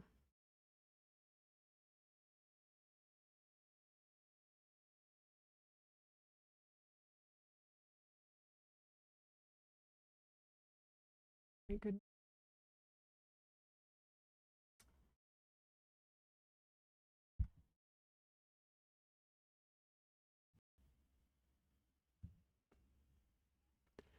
So GKW is my abbreviation for good karma windows, which is my term for these cool places in the back of your astral body aura right here, directly back from like the base of your skull area. 1, 2, 3, 4, 5, 6, 7. And each one looks like a triple frame window or 3 concentric squares. So like this. That's the basic shape of a good karma window. And each one will be a different color, whatever your energy is in that aura layer. So you can just imagine yourself in profile like that, or like that, whichever. Like if you usually imagine it one way, go ahead and imagine it the other way in case you know, there's some junk on the other side that you would have missed if you were only doing it this way, you know? Like it's good to change things up. Don't do everything the same way every single time.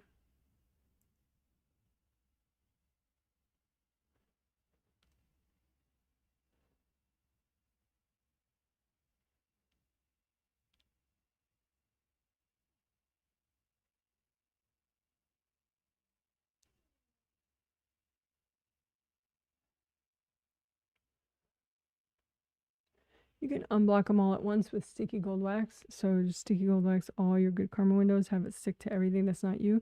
So that would be hard objects that people have thrown there, invasive beings, and energy blocks. Just lift out all that junk. Angels, here you go. Sticky gold wax all your good karma windows. Have the wax stick to the junk that's healthy and gentle to clear. Lift all that out. Angels, here you go. Angels, can you recycle any invasive beings in the way of this repair and unblocking?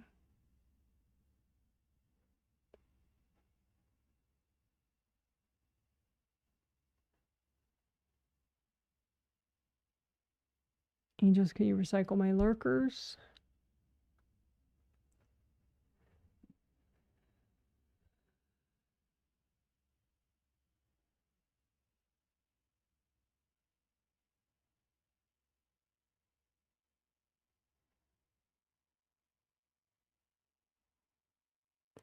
You can make groundings for each of your good karma windows if you want.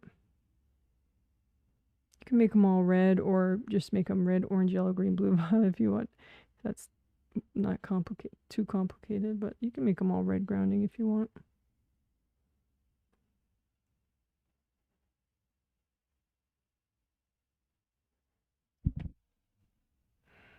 And then again, angels, can you recycle my lurkers?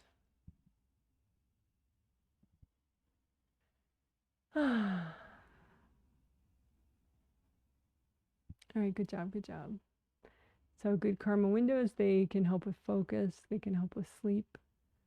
Lots of good stuff. Being more present.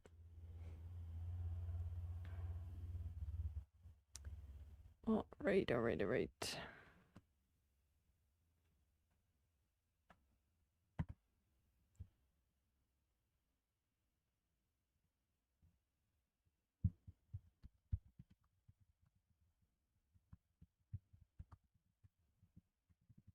So we did a few extra things too along the way, but we did do all the 5 essentials. So congratulations. Woo! And I do have an experienced version 5 essentials, which is faster. The only thing it doesn't do is it doesn't do good karma windows, but it does the base of skull points and all the other 4 essentials. And that, I believe, is a 17-minute video.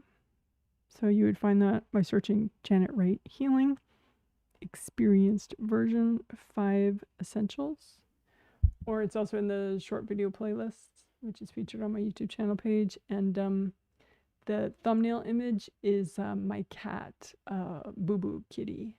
She's all gray and she's like sitting in a chair, just kind of staring at the camera.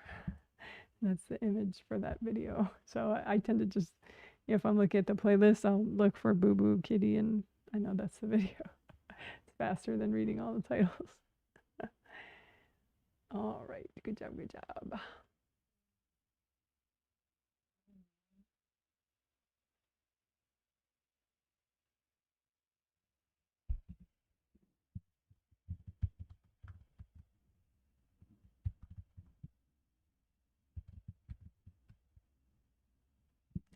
So we will do again the proactive 3-step wrap up thingy. We'll do it faster this time without any explaining. I say that, but it'll probably be without as much explaining. Just because we've already done it, you know, once, and so hopefully you kind of get the concept already.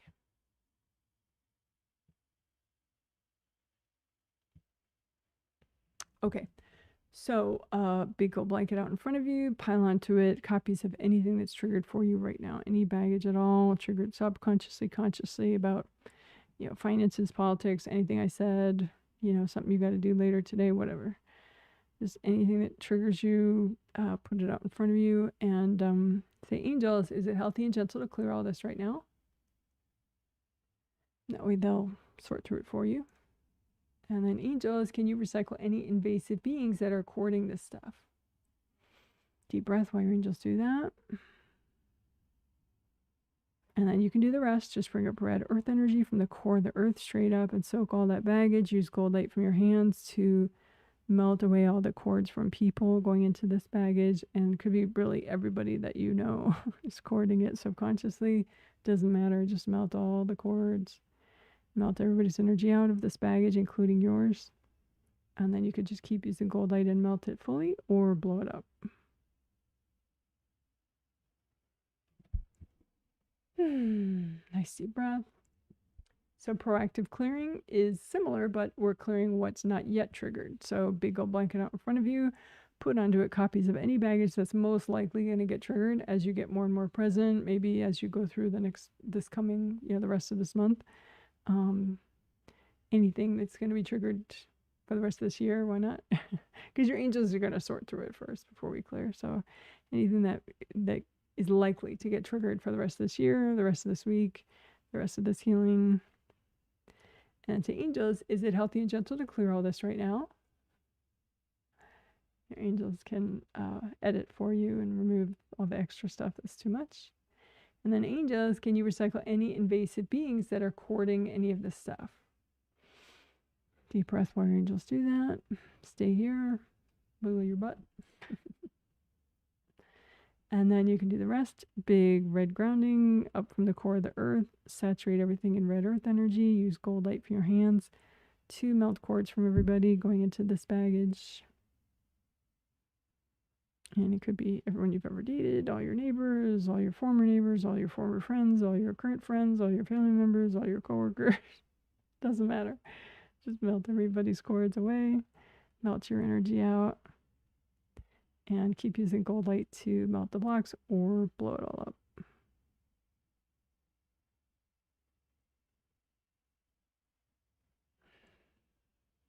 All right, good job.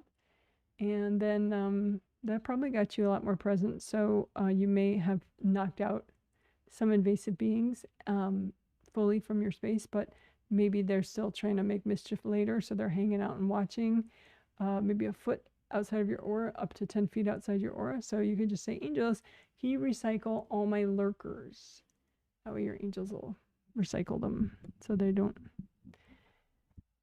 wait and make trouble later.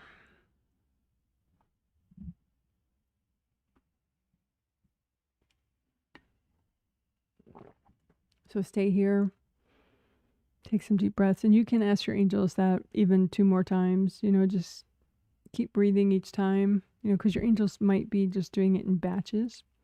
So angels, can you recycle all my lurkers?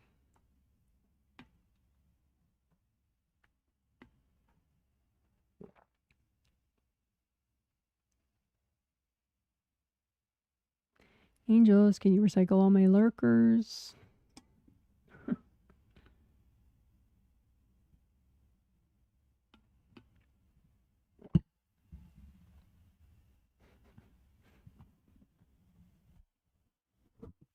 All right, good job, good job. Let's do butterflies to celebrate. Woohoo, great job. Yay.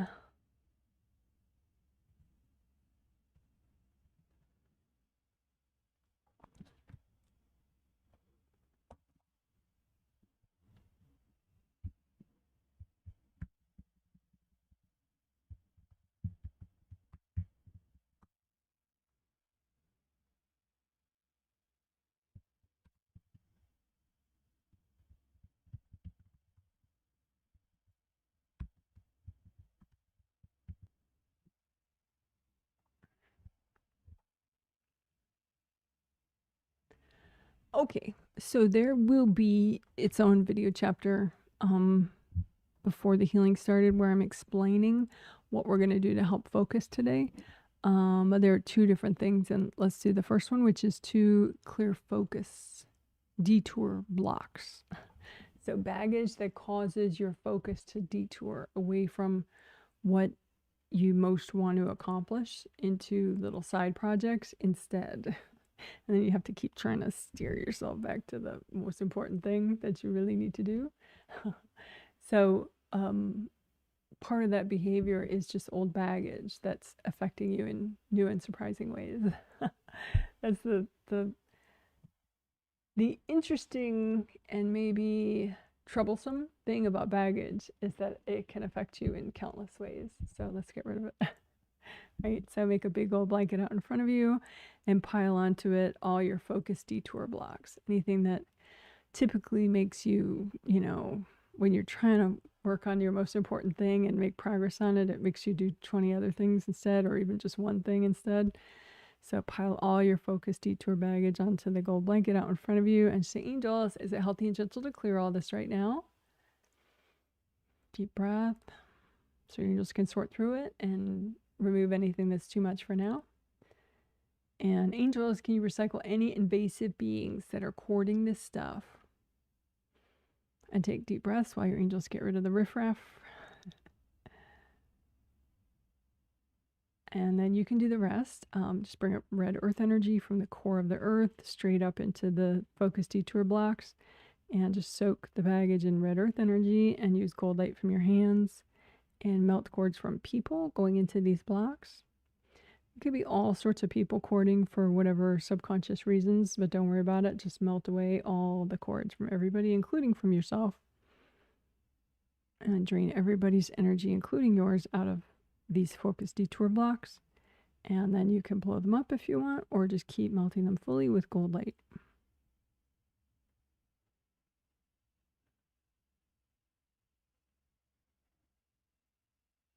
And we'll do that one more time. Big gold blanket, focus detour blocks, angels. Can you sort through this? Make sure it's healthy and gentle to clear right now. Angels, can you recycle any invasive beings courting this stuff? And then you do the rest. Red earth energy, gold light to melt cords, melt everybody out. And melt your own energy out, of course. And then you can blow up the blocks or keep melting them with gold light.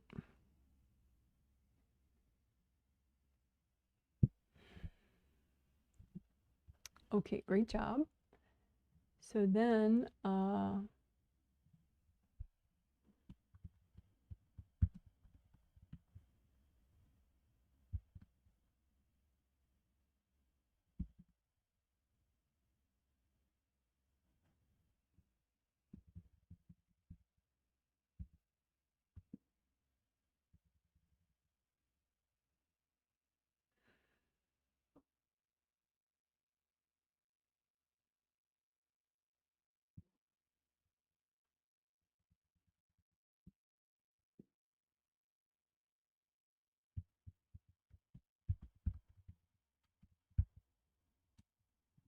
okay, so I had discussed this already in that the 4 focus section that I will have be its own chapter later when I do the timestamp, when I do the chapters.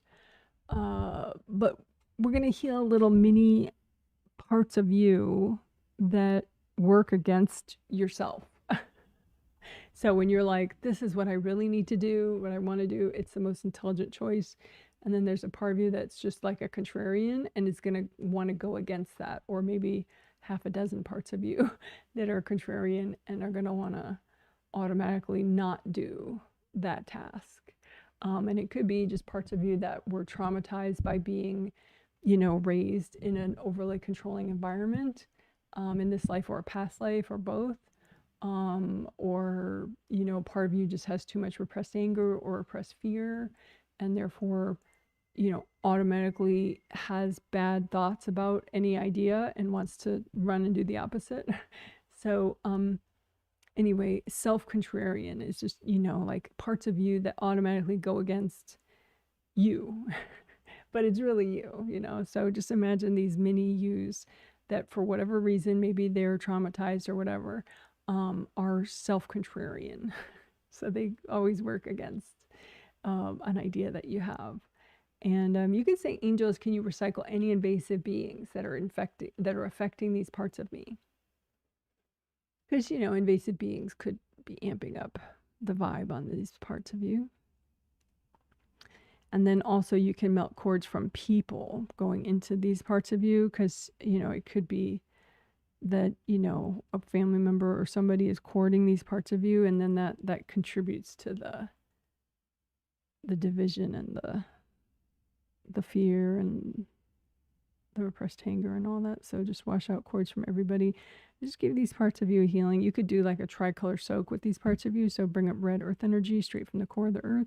Soak these mini self-contrarian parts of you in red earth energy. Bring that down. Bring up orange earth energy straight from the core of the earth. Soak these parts of you in orange earth energy.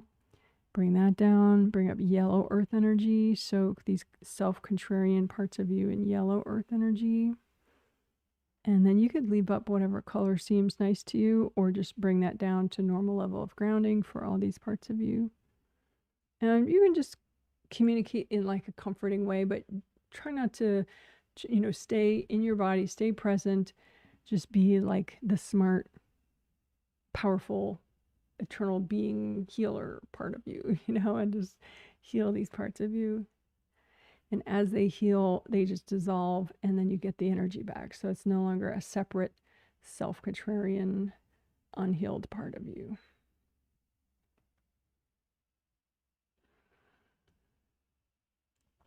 And if you have any more, you can put those out in front of you, these self-contrarian parts of you, and just do that same process again. You know, gold light, some earth energy, comforting speech, and just heal these parts of you. You can say, angels, can you help me heal these parts of me? Angels, can you recycle any invasive beings affecting these parts of me? And again, wash out cords from people that are affecting these parts of you.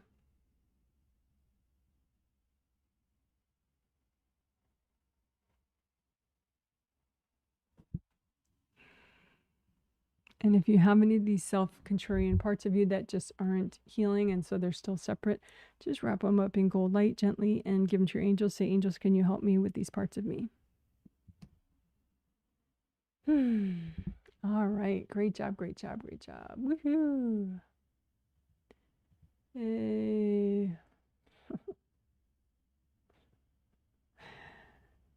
All right. So that concludes what we were going to do for focus.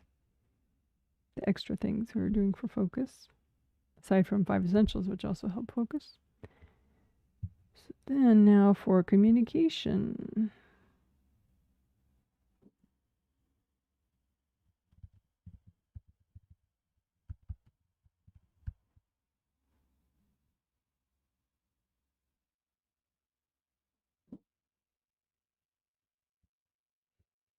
So for this, we're going to do 2 things, which I did explain. So those will be explained, in their own video chapter before the healing starts. Once I make video chapters in a day or day and a half.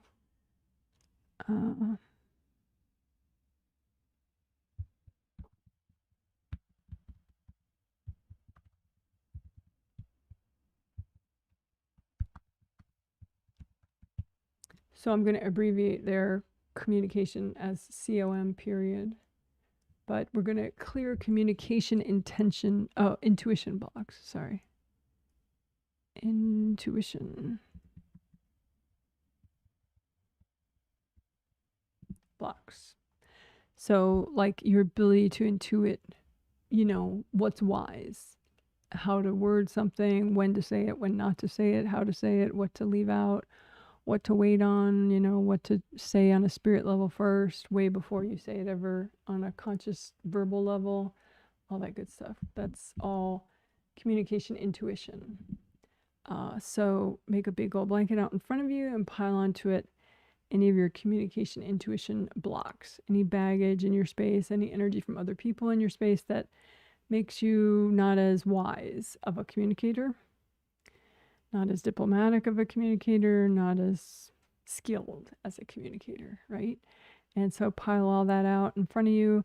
And angels, can you double check and make sure that this is healthy and gentle to clear right now? Deep breath while your angels sort through it for you.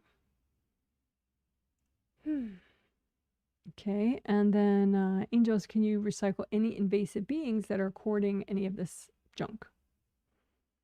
Deep breath, stay here, wiggle your butt if you want. Your glutes, your butt muscles are like they're supposed to be one of the most powerful muscles in your body. So if you're sitting too much and you still feel like sitting and not getting up, which you probably should get up instead, but you could flex your glutes. That could help with blood flow and glute strength. Fun fact. So anyway, so now you have your communication intuition blocks, right? And your angels already got rid of the beings and made sure that's just healthy and gentle. So you can do the rest, right? So red earth energy, bring it up and soak the blocks with red earth energy. Use gold light from your hands and melt away cords from people. And it's possible that so many people are cording these blocks. So don't worry about that. Just be thorough and melt all the cords. And then just keep using gold light till it all melts. Or you could blow it up.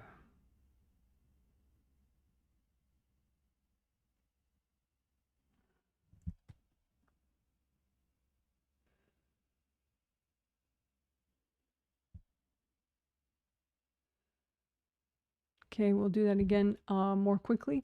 So big gold blanket out in front of you.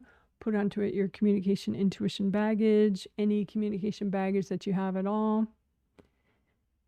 Drama from old arguments of yours, whatever. Stuff that you've repressed, just pile it all out in front of you. And angels, can you check? Make sure this is just what's healthy and gentle to clear right now. Deep breath. Wiggle your butt. Angels, can you recycle any invasive beings that are courting these blocks?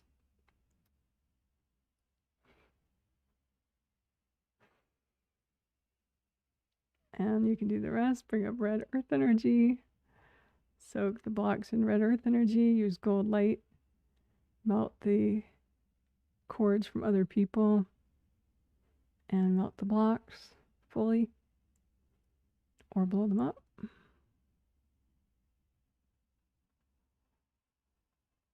If you have any leftovers, just wrap them up in gold light. Give them to your angels. Angels, can you help me with these?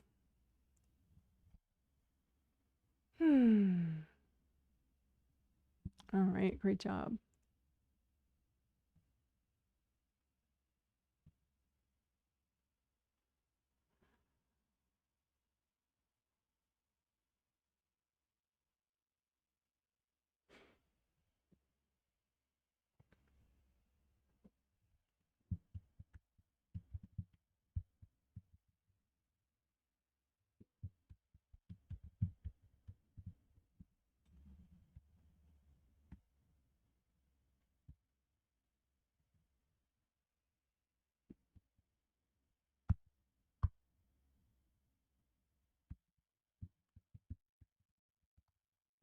All right, so this is for communication, but also much, much, much more. And I did explain that already.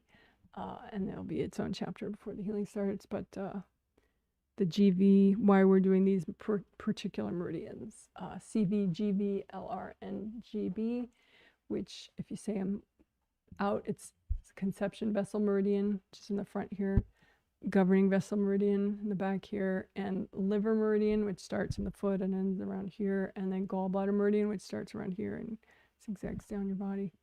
Not that you need to know that in order to heal them, but FYI. So many benefits to doing this. I think we'll do it.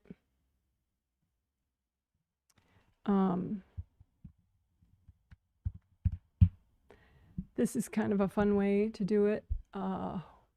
Clearing pain cakes. Pain cakes. It's a odd term that I made up. But until I find a better one, this is what I'm going to call them. So a pain cake is like the mass of all energy blocks that adversely affect a certain meridian. So the CV meridian pain cake is just any and all blocks that oppress or suppress that meridian in an unhealthy way. And then you definitely ask your angels to reduce it and only, take away anything that's not healthy and gentle to clear right now, because there will be reduction needed so that you don't want to create more problems than you solve. So you need it reduced so it's just healthy and gentle blocks to clear right now, right? So let's do it. And to do it,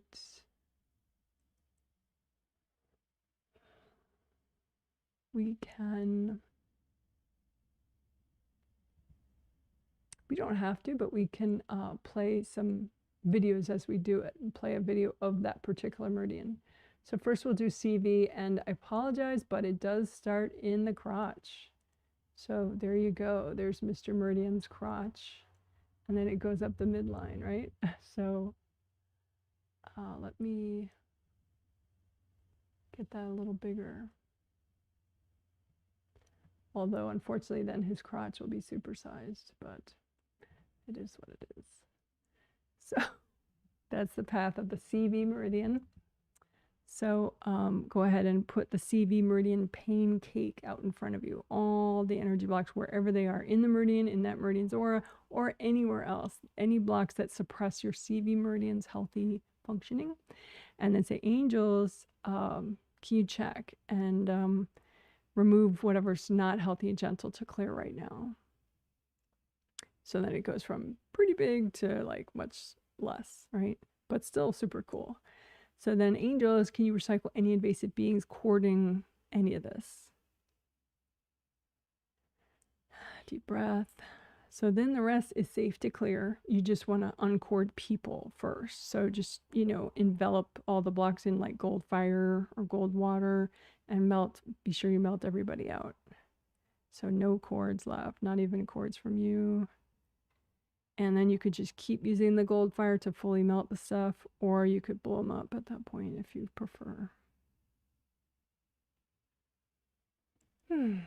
Okay, so one more time, CV meridian pain cake, all those blocks that suppress your CV meridian. Angels, can you sort through and reduce it so it's only just what's healthy and gentle to clear right now? And then angels, can you recycle any invasive beings courting any of this? Deep breath, stay here. And then you can do the rest, gold light, gold fire, gold water, and just melt away all the cords from everybody. And that's to reduce backlash later. So it's important, melt away everybody's cords, including your own. And then just keep using gold fire, gold water, whatever you like to melt everything or blow it up. Deep breath, see how that feels.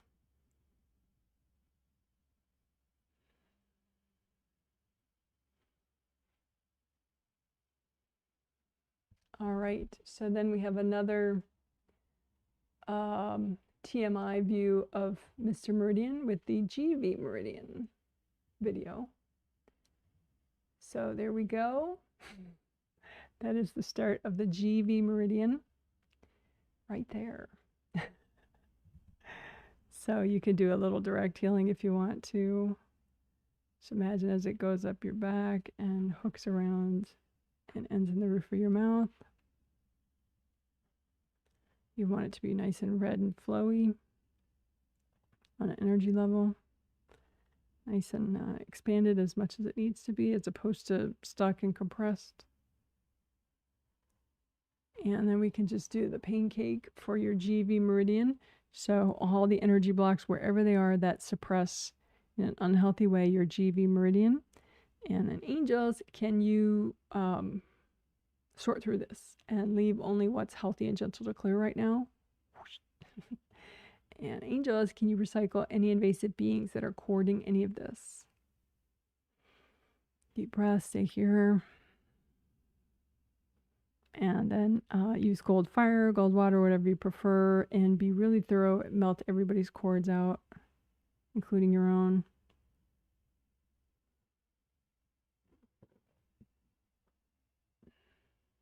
And then just keep using gold light to fully melt everything or blow it up.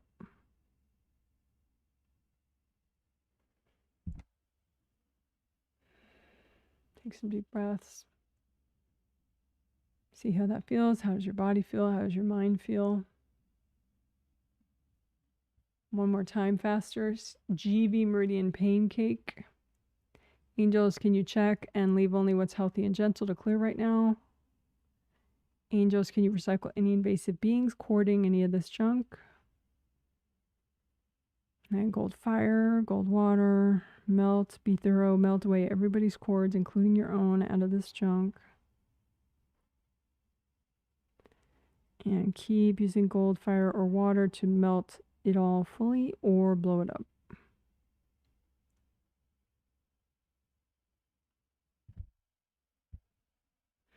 Deep breath, see how that feels for you. How does your body feel? How does your mind feel?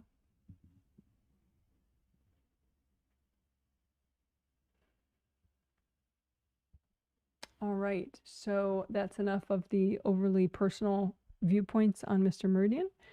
We can move on to the liver meridian.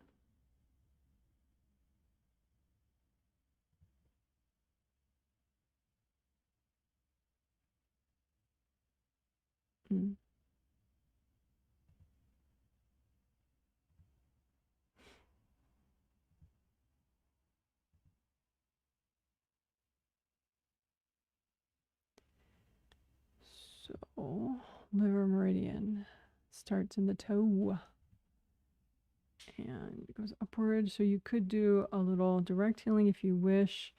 Goes inner leg and then it goes very near the genitals. And I think an inner branch of it goes through your genitals and then it goes up the side of your hips, the side of your body a little bit with a zigzag.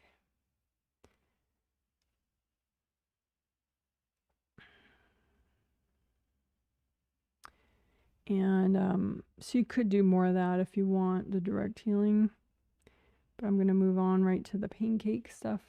So just put out in front of you all the energy blocks that suppress your liver meridian in any way. And say, angels, can you sort through this and just leave what's healthy and gentle to clear right now? So you go from a giant liver meridian pancake to the healthy and gentle liver meridian pancake. And then angels, can you recycle any invasive beings courting any of this? Deep breath, stay here.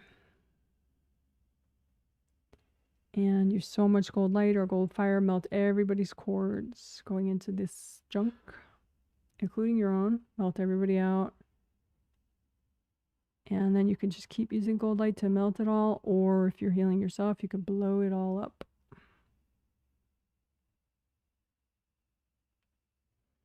If you have any leftovers, give it to your angels. Angels, can you help me with this? So one more time more quickly. You could use a gold blanket or not. And then just put out in front of you any energy blocks anywhere in your space that suppress your liver meridian.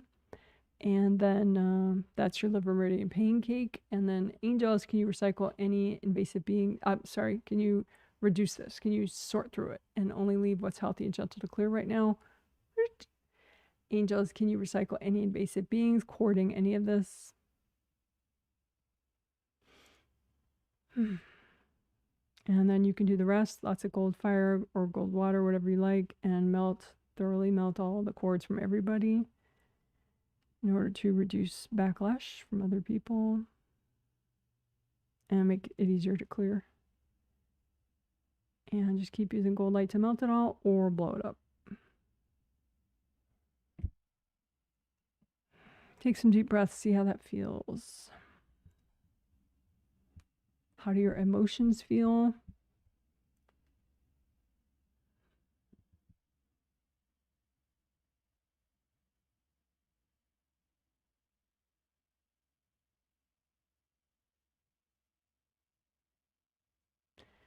Alrighty, so then gallbladder meridian.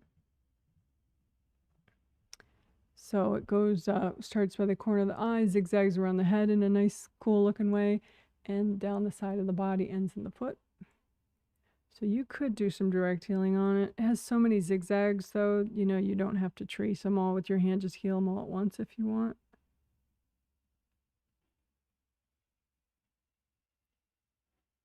Like heal as it goes down the sides of your body all at once. And how it ends in your foot. Goes a little bit behind your head too, base of skull area.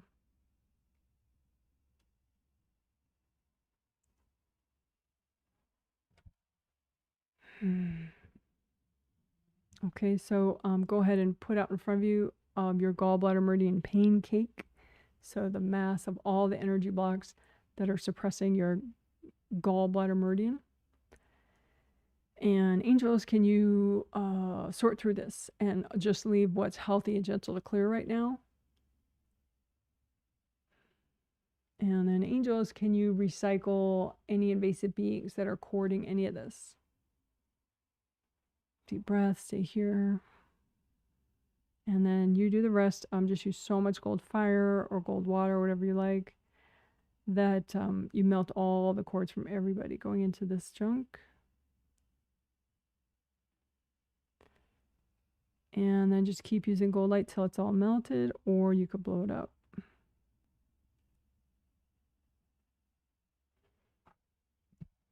One more time faster. Put out in front of you, gallbladder meridian pancake. Angels, can you reduce it so it's just what's healthy and gentle? Angels, can you recycle all the invasive beings, cording it? Then use so much gold fire, gold water, gold light, whatever. Melt cords from everybody, including your own. Get everybody out. And then go ahead and melt the blocks or blow them up. And wrap up any leftovers that you might have in gold light. Hand them to your angels. Angels, can you help me with this?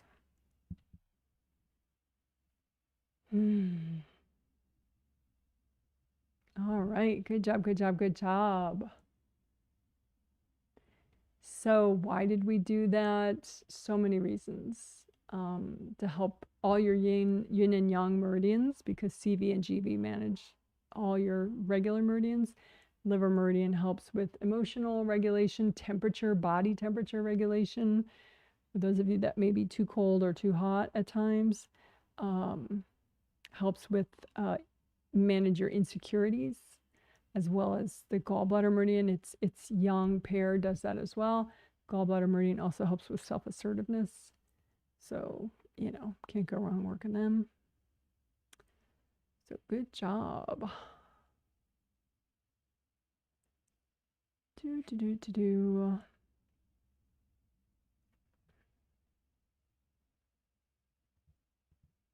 Woohoo. Good job, good job.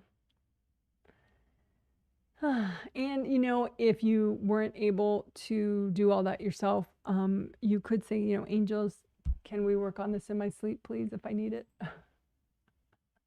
If you don't maybe have the discipline consciously to do that kind of process, just, you know, you can, doing it in your sleep with your angels is, you know, half as good. So it's way better than not doing it if you need it. All right. So that was all for communication. And a million other things. So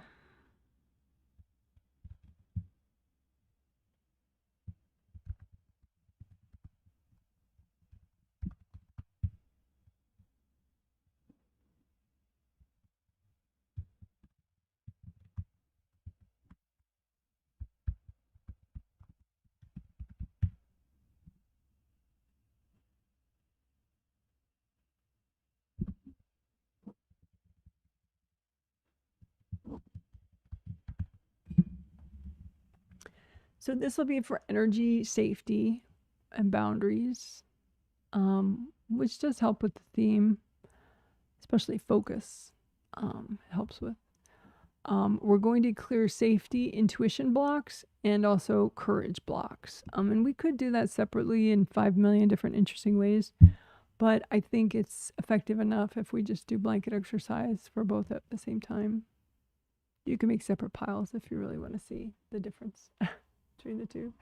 But make a big old blanket out in front of you and pile onto it any blocks that block your intuition about what's safe to do, what's not safe to do, you know, when you should unblock your grounding, when you should go to sleep, anything that impacts your energy safety. You know, ideally you would have really good intuition about those things, but you can have all sorts of baggage in the way, right? So any baggage in the way of your safety, intuition, and make a separate pile if you want, or the same pile, any baggage that impacts your courage, your ability to, you know, just not let fear dictate your important life decisions, right? So, or even the small life decisions.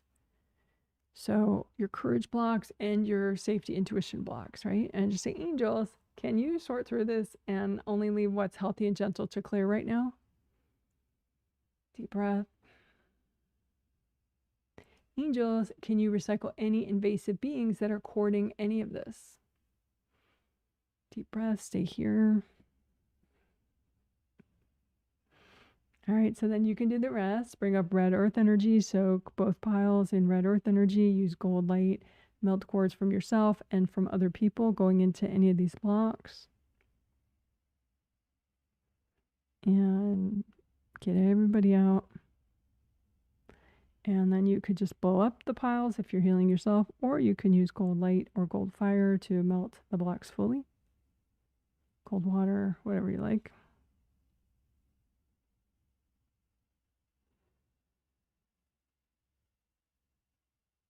And again, angels, if there are any invasive beings in the way of this clearing, can you please recycle them?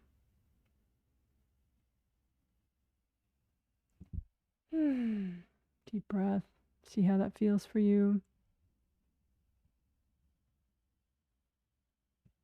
You can also say, angels, can you recycle my lurkers? Because that probably made you more present and therefore knocked out some invasive beings out of your space. However, they could be still trying to make mischief later and hanging out and watching you. So having them recycled is less drama for your future. So let's do that again. Big old blanket out in front of you. Make one big pile or two separate piles. Put onto the blanket any baggage that lowers your intuition, specifically about safety, like working your energy, being as present as you can, sleeping well, all that good stuff. So anything that blocks your safety, intuition, put that out there. And also anything that blocks your courage. Courage, the ability to make sure that fear is not dictating your decisions in life, right? So pile all that out in front of you and say, angels, can you double check these piles and only leave what's healthy and gentle to clear right now? Deep breath. Angels, can you recycle any invasive beings that are courting any of this baggage? Deep breath, stay here. Move around if you want. And then go ahead and you can do the rest. Bring up red earth energy, soak both piles, use gold light, get everybody out, melt all the cords from yourself and everybody else going into the piles. And use gold light or gold fire or gold water, whatever you like, to fully melt all the baggage. Or at this point, since you got everybody out, you could blow up the baggage too. Sometimes that's fun.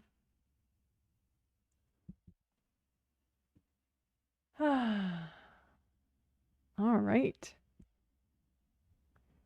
So good job, good job.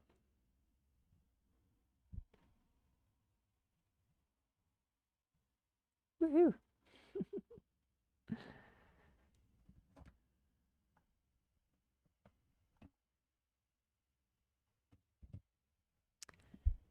So now we're going to wrap up.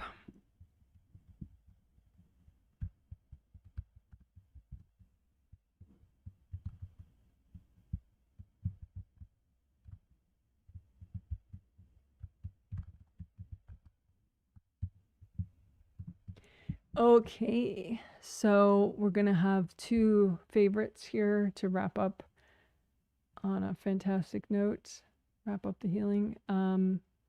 So the 3-step wrap up, the one that includes joints, unblocking all your joints in your body. And then we'll do biker shorts work, unblocking your hips and thighs and that whole area. So 3-step wrap up, there you go right there, includes that 3rd step right there, is all sorts of stuff, including all your major chakras, your creative rings, and all the joints of your body. So let's do it. So first we start with the easiest, recycle lurkers, which we already did once, but can't do it too much. So angels, can you recycle my lurkers?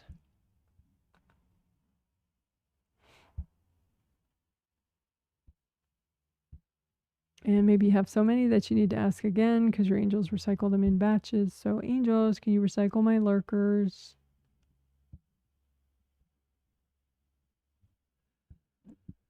All right, and then clear stabs. So that stands for stubborn triggered energy blocks. Make a big gold blanket out in front of you. Pile onto it anything that's triggered right now for any reason at all. Maybe because of politics, because of global conflicts, because of finances, because of something I said, something you have to do tomorrow, whatever, right? All that stuff that's triggered, put it out in front of you. Angels, can you sort through this? Make sure it's just what's healthy and gentle to clear right now. And then angels, can you recycle any invasive beings that are courting into any of this stuff? And then bring up, you can do the rest, bring up red earth energy straight from the core of the earth. Soak all this baggage in red earth energy. Gold light from your hands, melt away any cords from yourself or other people going into this chunk. And use so much gold light or gold fire or gold water that you melt it all, or you can blow it up too. That's fine as long as it's fully destroyed.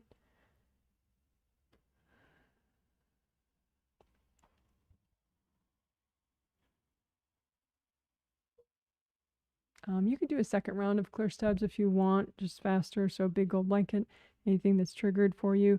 Angels, can you check? Healthy and gentle. Angels, can you recycle any invasive beings?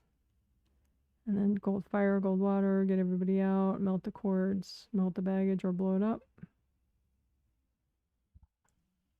All right, great job. So now that big third step right there, to the extent that's healthy and gentle, we're going to just bounce around, do unblock 3 gold creative rings, unblock all the major chakras along the spine, 7 and 7, 7 physical body and 7 astral body chakras, and then all your joints, right?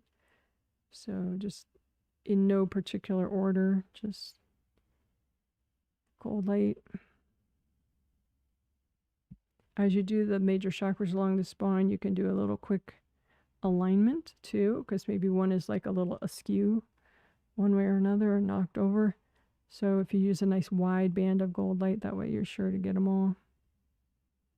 And they can click into place.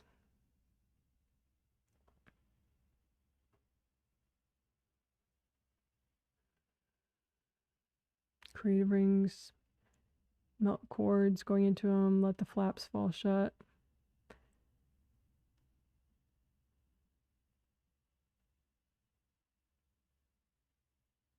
Unblock around your creative rings and all your joints. So you have a lot of cool joints. Here it shows some of them, the ones in your spine. So this is a view from the back of 2 of your vertebrae and the little light blue areas. That's the set joints. And then around the front of these bones, sort of the center and the front, are the disc joints, right? And those are the ones that look like cookie filling in between each vertebrae bone. Just imagine your whole spine and run gold light and red earth energy through all your joints, all the facet joints, and all the disc joints. And a lot of times if you have localized pain anywhere in your back, the facet and disc joints in that particular area might be blocked more. Maybe there's some invasive beings or some cords blocking the flow there that contributes to the how extreme the injury is on a physical level or the pain.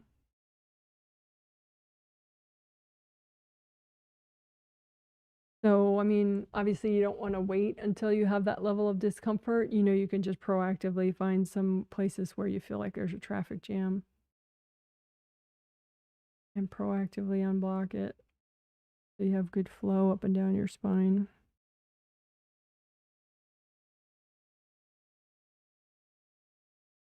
So those are some of your joints, but then obviously the big ones, you know, shoulder, elbow, wrist, you have a lot of joints. Anywhere bones come together, those are joints. Go through your whole body. And another interesting area to work your joints, pelvic area. So at the base of your spine, that's where your sacrum is right there. And then you have those sacroiliac joints on either side of your sacrum as they connect with your ilium bones, your 2 bones that people usually call your hip bones or something, your pelvis. So the sacroiliac joints, those are pretty cool to work and make sure they're unblocked. You could say, angels, can you recycle any invasive beings connected to any of my joints, especially my sacroiliac joints and my hip joints, spinal joints. And then you can do all the other major ones. There's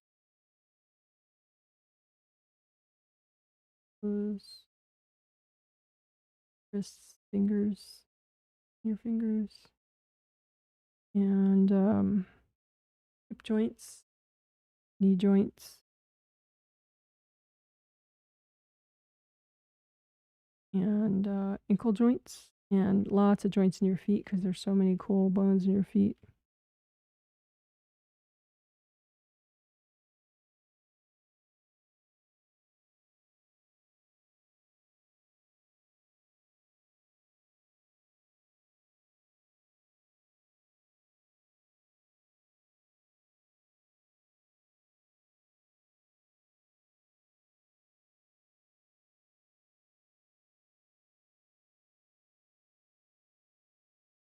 So again, creative rings, major chakras, all your joints.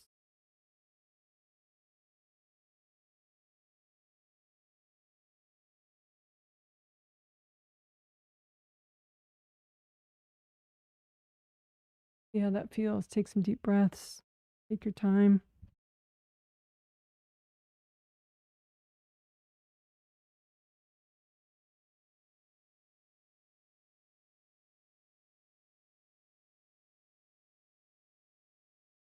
And then we will do a little bit of biker shorts fun time.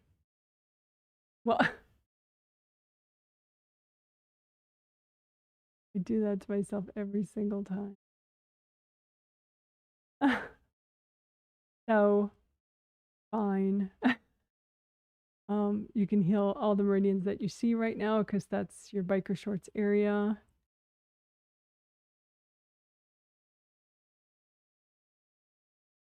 So the CV meridian we already did, that one that goes up the midline, the orange one on either side of the CV meridian, that's your kidney meridian, which starts in the base of your foot. You see that foot diagram right there. So the teeny dot, that's kidney 1.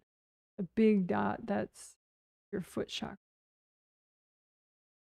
Most of the earth energy. But the kidney meridian, that's kidney 1 right there, the first chakra in your kidney meridian. Up on that orange line right there.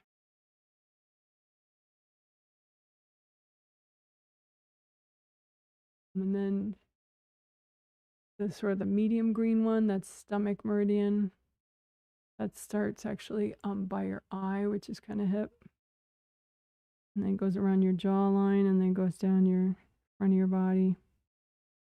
Need to know all that. Just medium green, front of your thigh. And the purple line, that's your spleen meridian. Starts in the foot, upward.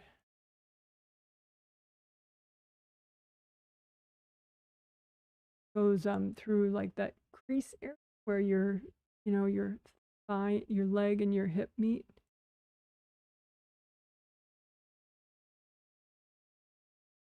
And then the bright green one, we already did that one, liver meridian. And again, there's an inner part of that you don't see in the diagram that goes much more directly through the genitals and sort of keeps that rocking. So an important meridian for emotional regulation, temperature regulation, all sorts of amazing things. Now we will do the disco. Okay.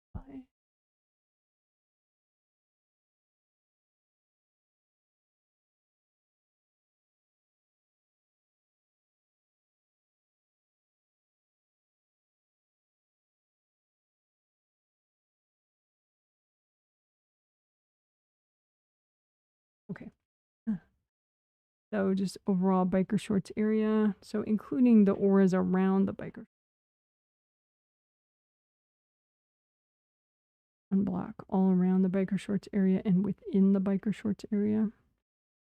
And your first and second chakra are inside there. You do a little bit extra unblocking around and within your first and second chakras.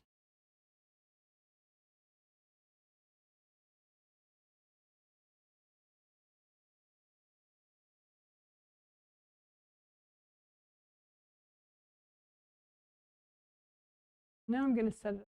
Don't keep surprising myself with meridians, genitals there. Let's see. We'll leave it.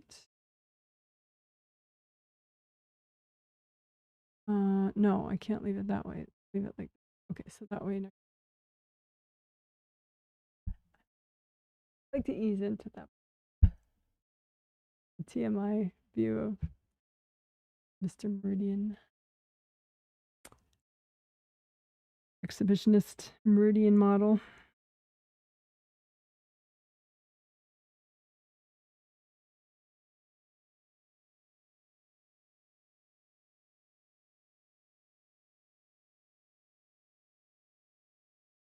So as we wrap up, we can just ask the angels, angels, can you help me wrap up this healing? And you can just take a deep breath every time you ask your angels something, basically. Angels, can you help me to make the most of the rest of my day, the rest of my week, my month, and the rest of my year, and the rest of my life? Deep breath on that one.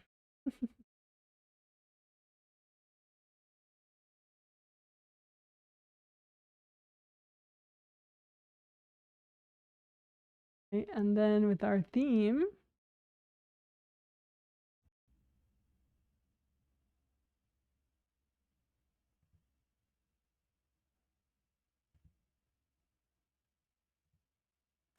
angels, angels, can you help me with my communication and my perception and my focus?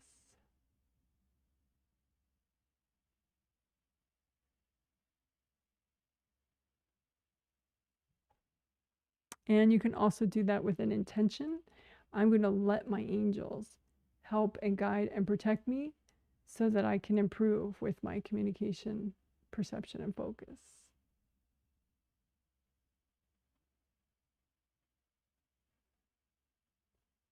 I'm going to let my angels help guide and protect me and help me with my communication, perception, and focus.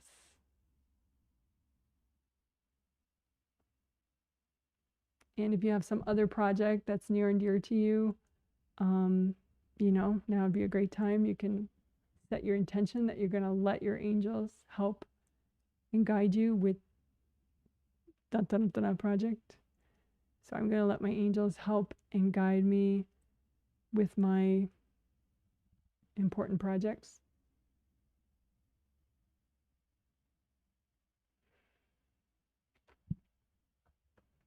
All right. So good job, good job. That's a healing. Woohoo! Great job.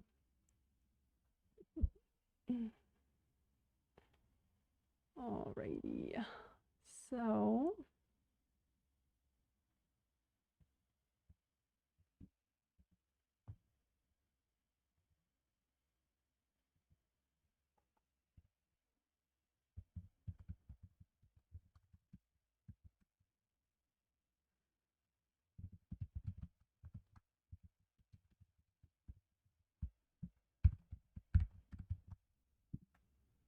okay, so we've been going for a while already.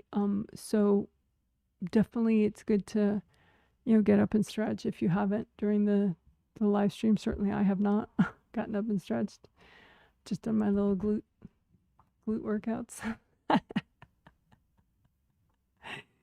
So so I'm going to take a little quick break for the restroom, and then I'm going to turn the camera back on just to do a moment of stretching, because maybe that inspires somebody else to do some stretching, whatever works for you, whatever's gentle for your body. And then we'll do a little post-healing chat on energy healing stuff. So like, how was the healing for you? If you want, you can comment on that. If you have any follow-up question, especially about the themes. And if there are too many questions, I'm going to skip some of them and prioritize if I have like a newbie that I have not seen their YouTube ID ever before, then I'll definitely try to answer theirs. And if I don't get to your question, just repost it under the video once it's a video, and eventually I will see it and reply with a comment beneath your comment. Okay, so let's take a break. Let's give you some nice scenery. This is probably nice though. We can just keep this one. Just get rid of the camera. So I'll be back soon.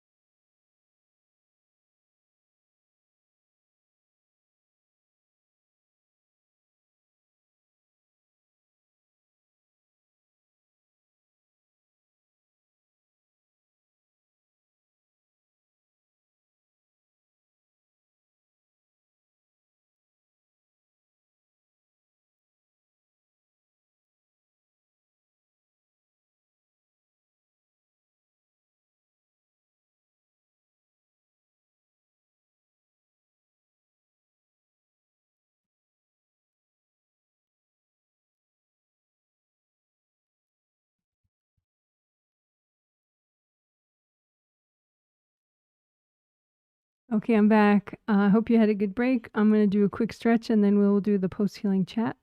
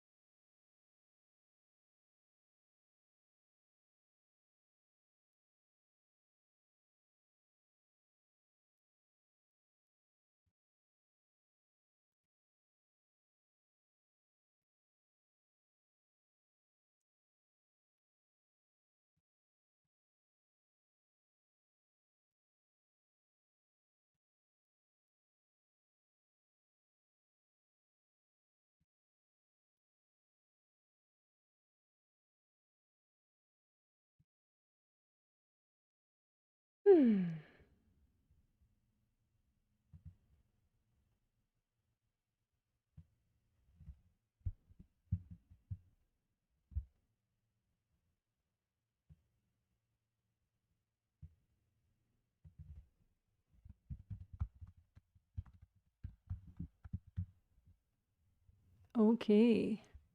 Hope you had a good break. So I'm going to look for chats. I have chat messages I have not yet read.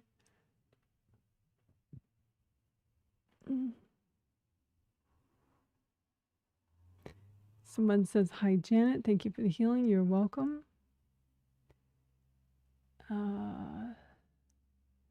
Someone says,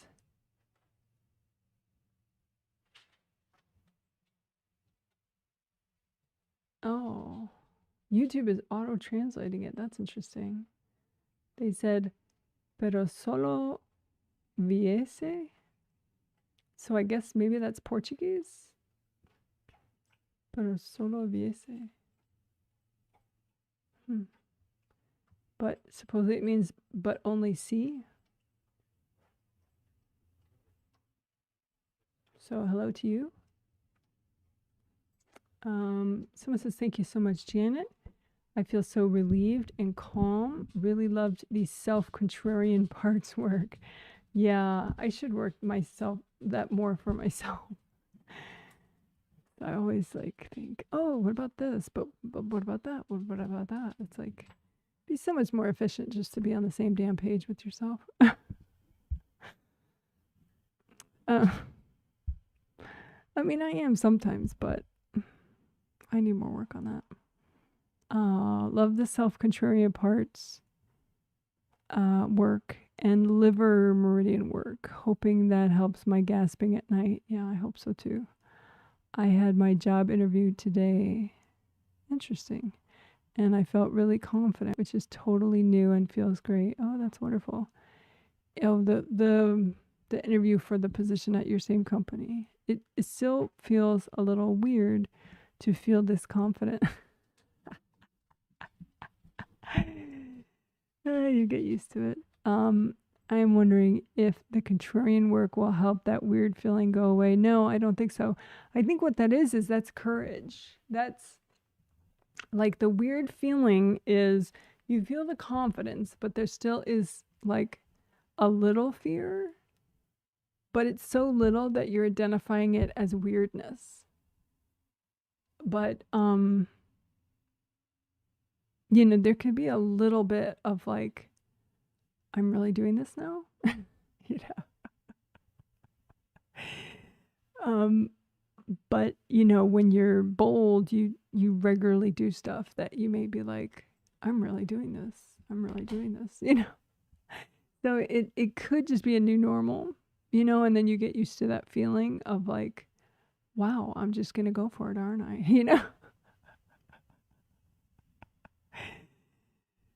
But yeah. So the weird feeling,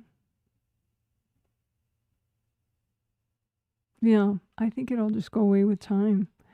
I mean, the more you get used to not letting your fears dictate what you're going to do, then you just kind of understand that there could be some doubt or there could be some fear, but you're just going to do it anyway. So, I mean, it's probably like trace amounts of fear, so you could keep working clear fear. But anyway, congrats. Also proactive clearing. That's kind of nice for that stuff. So you proactively clear whatever baggage is going to trigger during an interview or during, whatever. Someone says, hi, Janet, healed alongside and vegged out and just watched the video. I had a question as well. I wanted to know what my angels are saying about my relationship path. It's been at a standstill for 5 years. I'm glad you said your name because I was like trying to guess what that YouTube ID is, and it was like down to 2 clients of mine, and I'm like, I'm not sure which one it is. So thank you very much. Yes, thank you so much. I appreciate that. That's really great. Thank you. So you're saying, what's the deal with your relationship path? It's been a standstill for 5 years. I think the melt what is holding you back video, it's a short excerpt video in the short video playlist. And it's good for a lot of things, but it seems like it could be specifically, particularly useful for your relationship stuff. So just have that sort of goal in mind, that theme in mind when you do the video. But yeah, the video is called Melt What Is Holding You Back. And it's in the short video playlist. I'm going to pull up that short video playlist since I'll probably mention it like half a dozen times during this Q&A.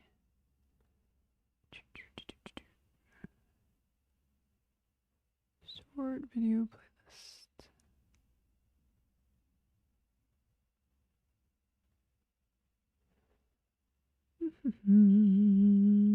So on the YouTube channel page, it's like the first underneath the For You thing that YouTube puts up. Then it's shorter energy healing walkthroughs of 2026, 2025, and 2024 is currently what it's named. And that's the short video playlist I keep talking about. So I'm going to just link that first. So the short video playlist is this. which is also on the YouTube channel page. And then specifically the melt what is holding you back is a ways down in the list. Melt what is holding you back. 6 minutes long. So that's not long.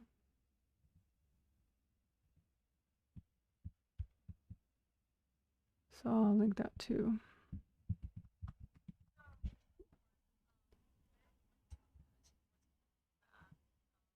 Damn, I am so sorry. That was insanely loud. Oh my gosh. That like split my brain in half. Oh my God. Sorry, I can't fix that. I mean, I can't go back and fix just that because it's just not feasible. But anyway, sorry about that. I wonder if that was extremely loud for everyone else too, or just me.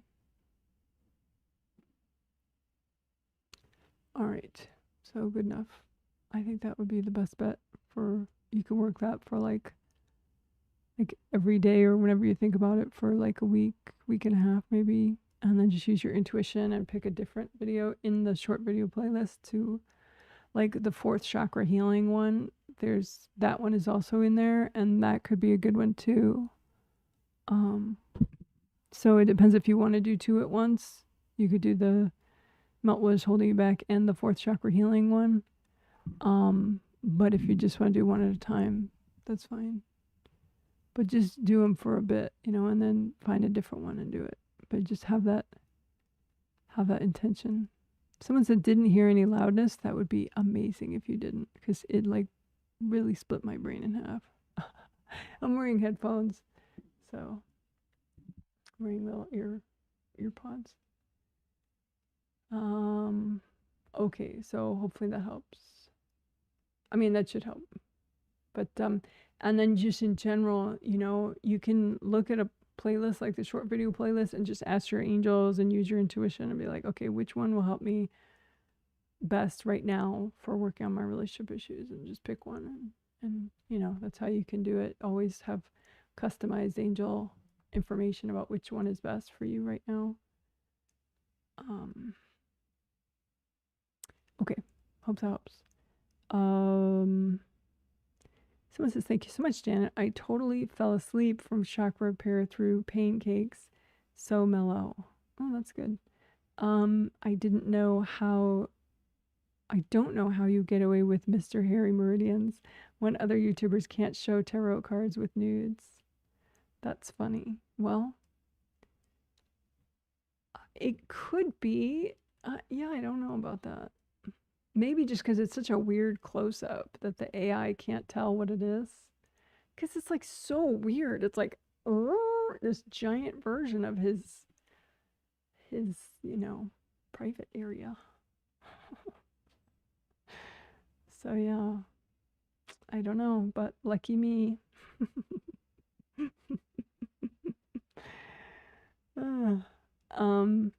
Someone says, hi Janet, I had panic and anxiety last night.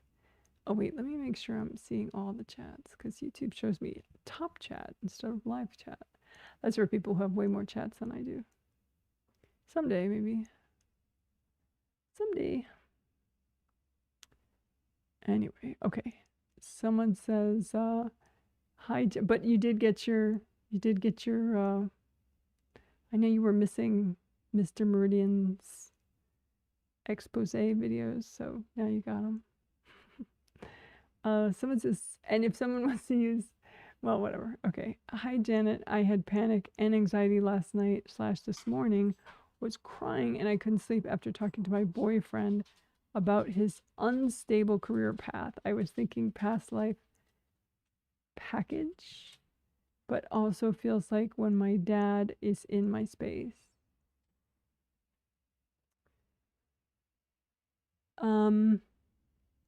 His unstable career path. I mean, one thing I would do is look at what is on somebody's spiritual path, because if it's really good for their spiritual path, then it's good for them. And it's kind of like,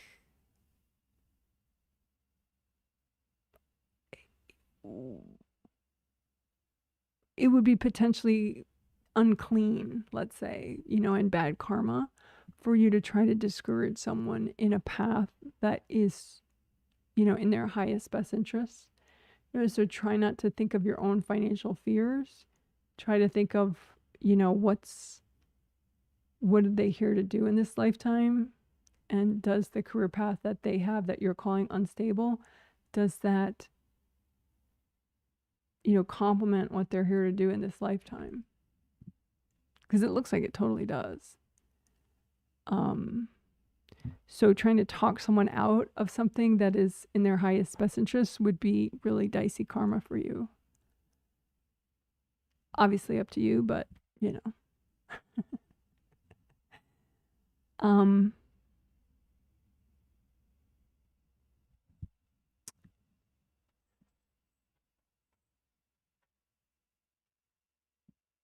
it's interesting how, gender roles can play a part in that, and some people feel like, maybe in a male-female couple, the female might be allowed to do something that's financially non-stable and the man has to do something that's stable. But that's kind of, it's just some sort of societal thing. It's not like a spiritual truth or anything. So it's, might be even more beneficial for, a certain female to do a stable income job and the male to do an unstable income job, or both people to do the unstable income job, if it's in their highest best interest. So I think there's like, you're letting a lot of your anxieties dictate your thinking about the subject,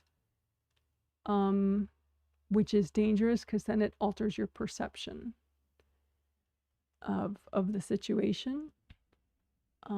So I know that's something that you've worked on, but I'm sure you would agree that there's still room for growth on that with you, about your perceptions of debt, your perceptions of what's stable, what's safe, in life, what someone should be ashamed of, what someone should not be ashamed of, all that stuff, right? So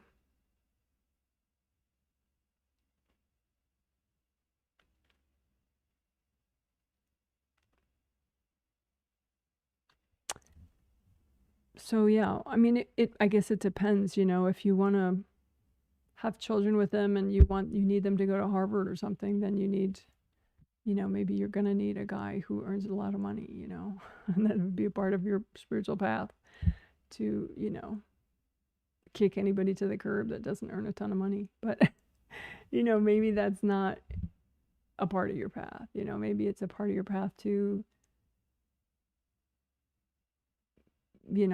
just be with someone who's courageous enough to follow their heart, and make it work. So it's a thing, I think there's more room to work. Your angels are like, there's a lot more room to work. So you can look at too, like, ask your angels how much of what you said last night was angel approved and how much of it was like not what they wanted you to say. I think it's like 50-50 or like 40-60. Like, it's not like you're 100% wrong, but they just keep warning you about karma. Like, you don't, putting a bunch of fears in someone's space just because they have less fear than you is not karmically in your best interest even. So,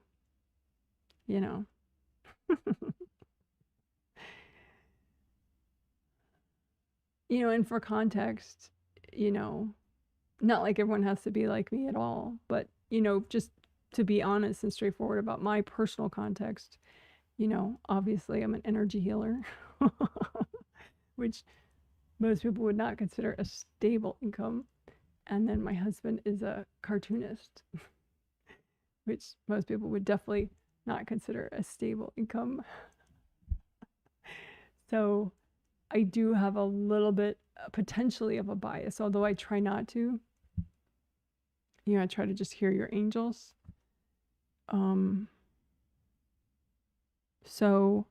But your angels just talk about what's healthy for you and what's healthy for him, and and that you want a partner who is on their path. You don't want a partner who's going to sacrifice their path for your fears. So, you can journal about that and, work with your angels about that.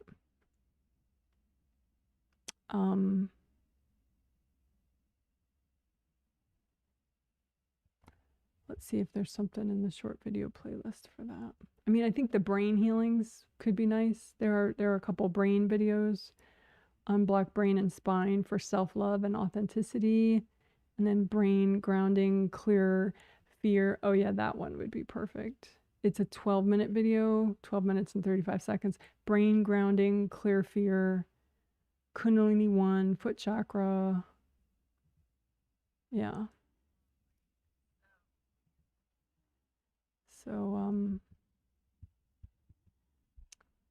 So this one is brain healing.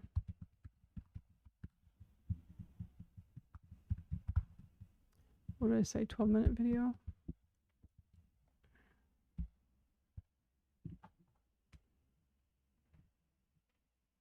Yeah.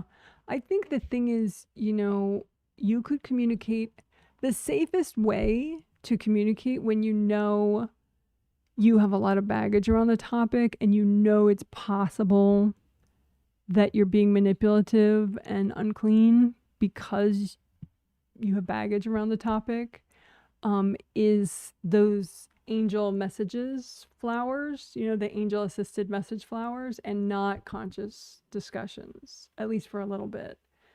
Because when you put what you want to say, you think you should say in the healing flowers, and you tune them to a vibration that you think would be healing for the person that you want to say all this to, and then you hand it to your angels and you say, angels, can you please edit this so that it's clean and karmically great and healthy, and only deliver it if it'll help the situation, and maybe just broach the subject that way for quite a while until because it's like your angels are just showing me like a stop sign, like you have too much baggage on this, you're not being clean with it, and it could harm your relationship if you keep talking verbally about something that you're this stuck about.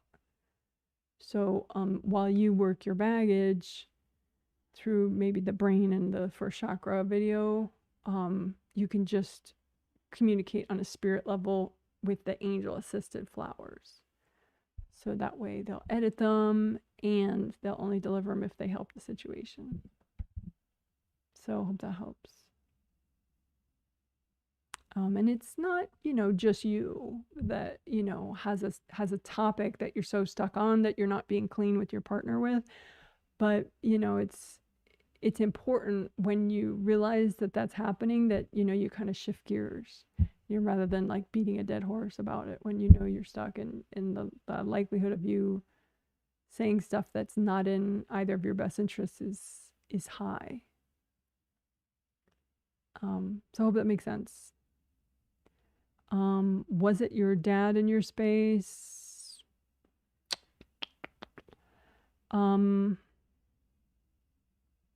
It was partially. That whole thing about unstable, that's an unstable career path. I think, yeah, that is partially him.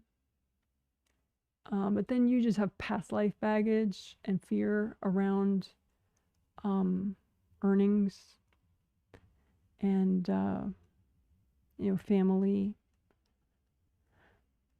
wealth, stuff like that, and abundance. So, yeah.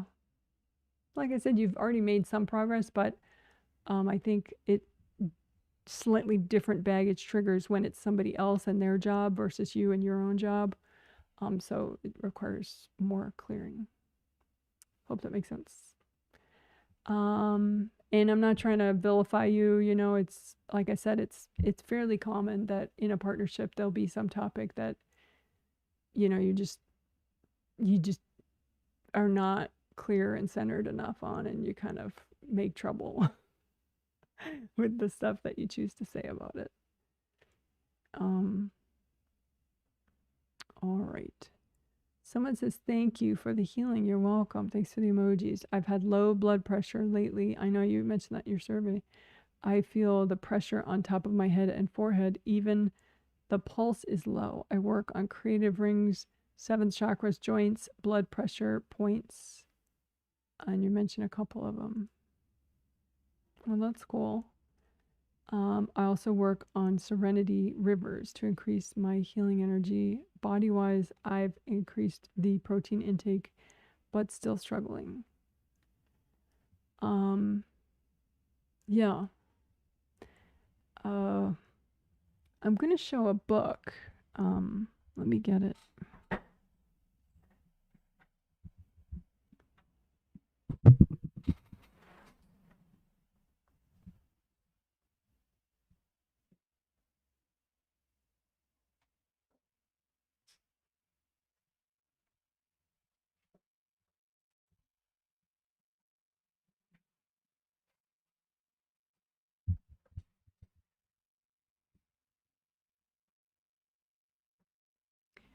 So this acupuncturist that we used to go to, who is really good and smart, she recommended this book, and then this other acupuncturist, who is also good and smart, also mentioned this book.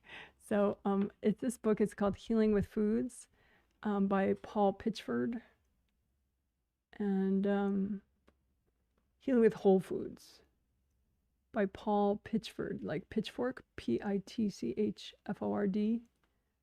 I'll write it out, I guess.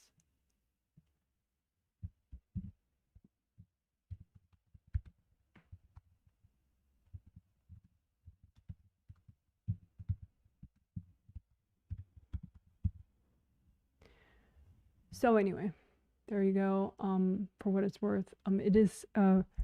We've used it a lot in the past, and then someone recently mentioned to me that it could be good for low blood pressure issues as well. Like there's certain foods that, I think, what was the term that they used? Blood building is the term in traditional Chinese medicine. Blood building. So if you have low blood pressure, you can eat foods that are blood building. This acupuncturist mentioned, which probably the book mentions as well, I'm sure. The book it's huge, but it has like an index in the back, so you can look up different things. So you could probably look up blood building foods, probably. And they would list a bunch of pages that you can refer to. But that person listed like salmon and legumes, so like beans, lentils. What else? They said leafy greens that are steamed, sweet potatoes. You see all that they said. They said colorful berries, which was kind of an interesting thing. They said food that is well hydrated, which is interesting because obviously you can drink liquids, but for some reason, I guess in traditional Chinese medicine, food that actually, like soups and stews and congee, so food that is hydrated helps with your blood building. And if you have nausea because of the low blood pressure, they said ginger tea can help with the nausea. Oh, beets, they mentioned too, BEETS, the root vegetable beets. So fish in general, salmon specifically, bright berries, leafy greens, sweet potatoes, legumes, soup, stews, congee, and ginger tea helps with the nausea. And the other ones I mentioned are blood building foods, they said. So for what it's worth, little traditional Chinese medicine fun facts about addressing low blood pressure.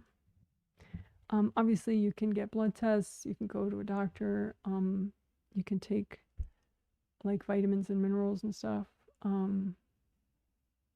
I don't know for sure, but I think B12 and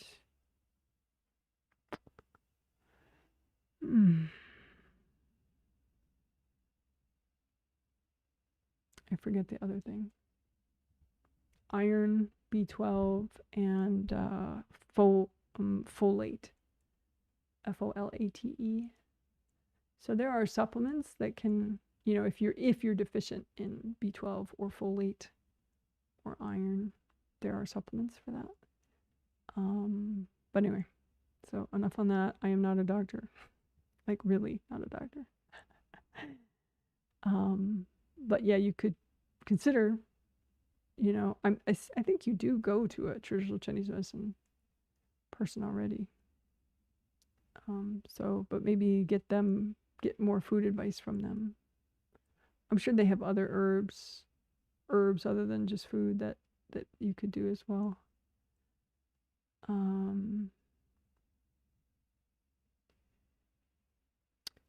But as far as general fixes, I think the liver meridian was the main one that I had, but you could just Google, what meridians help with low blood pressure. But I think liver meridian is the main one that came back.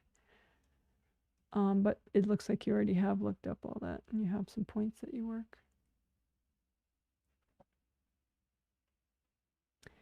For liver meridian Wei Qi aura, the back of your liver meridian Wei Qi aura tends to be pretty heavy. For your heart meridian, the front of your heart meridian Wei Qi aura tends to be kind of blocked up and heavy. The kidney meridian, your kidney meridian Wei Qi aura, it's pretty nice right now. Yeah. So, hope that helps.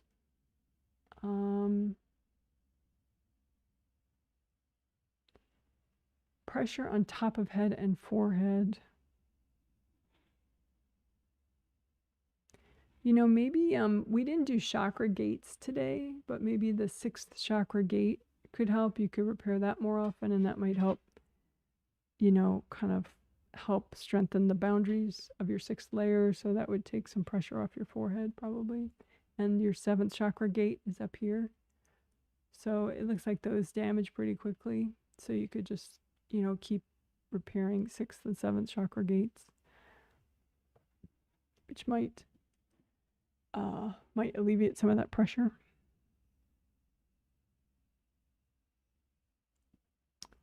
All right, hope that helps. And again, I'm not a doctor. There's Western medicine doctors you can go to. There are good traditional Chinese medicine doctors you can go to. All sorts of different ways that you can directly address physical issues. And have energy healing, of course, as a supplement, but not the only thing. If you need more, you need more. Someone says, thank you, Janet. You're welcome. Someone says, hey, Janet. Thank you for the healing. You're welcome. I took a small 10-minute nap during the creative ring work. That's nice. A heavy wave of sleepiness came in. Felt odd. I'd been stuck worrying on my youngest. He's been having this OCD tic stretching his neck, and I've been trying to heal him with his angels. I think I may be overdoing it, and that's why I've been feeling exhausted. No, I think you're just exhausted from your own reasons. Yeah, you're exhausted because you're a mother of 2 young kids and you work full time. That's how. I mean, that may not be helpful, but you know what I mean? Like, I don't think you're doing something wrong when you're healing your son, and that's why you're exhausted.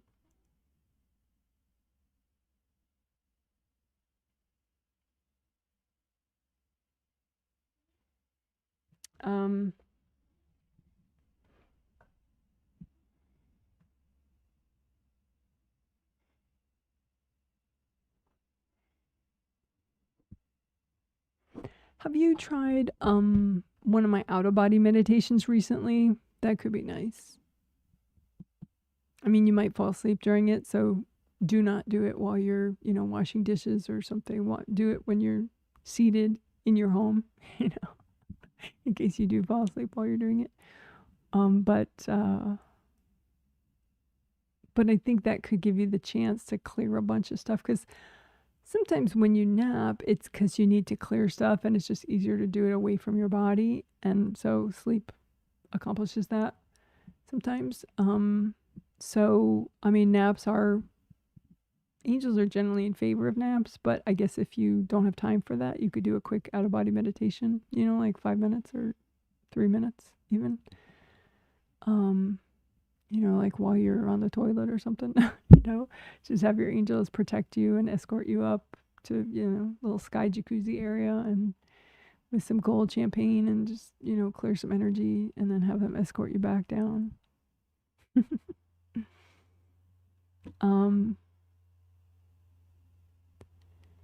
So yeah, I think your angels, helped you fall asleep during the creative room work. I don't think it was a mistake or anything.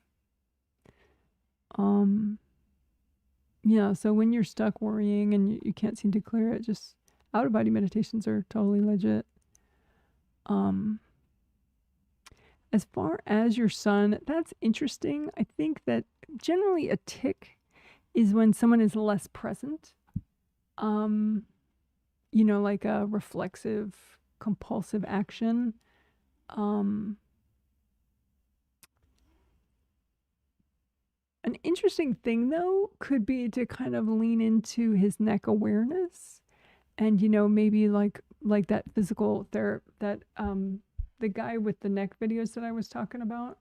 Like maybe you could find one of those that you feel like is safe enough and easy enough, and do it with him.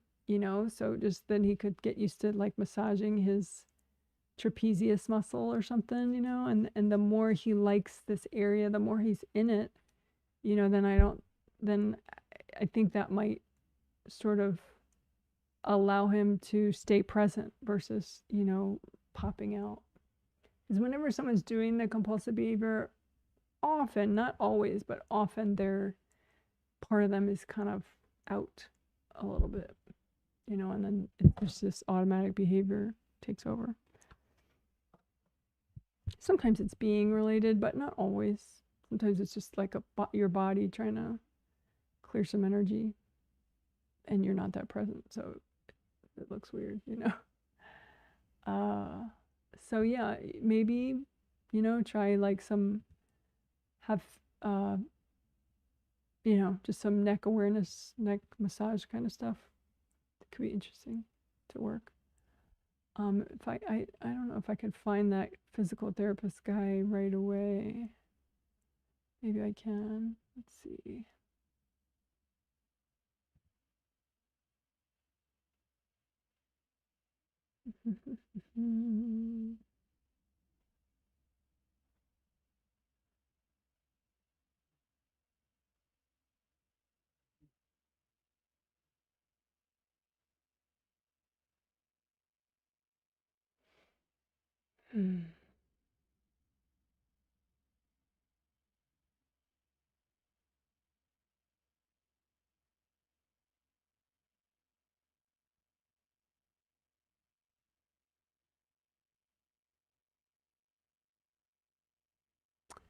No, I'm not finding it quickly, so I'll have to just link it later.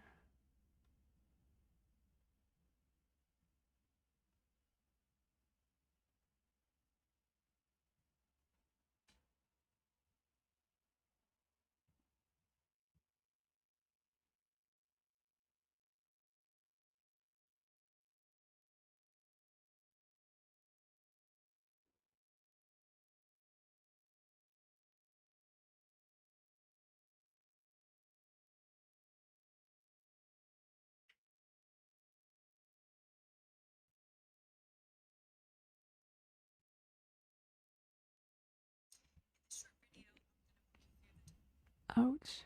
That was so loud. Yeah, I can't find it. Sorry about that. But I'll link it later. I'll link the physical therapy guy.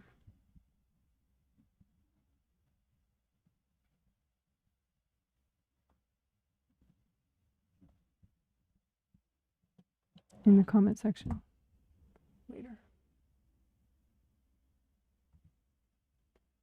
All right.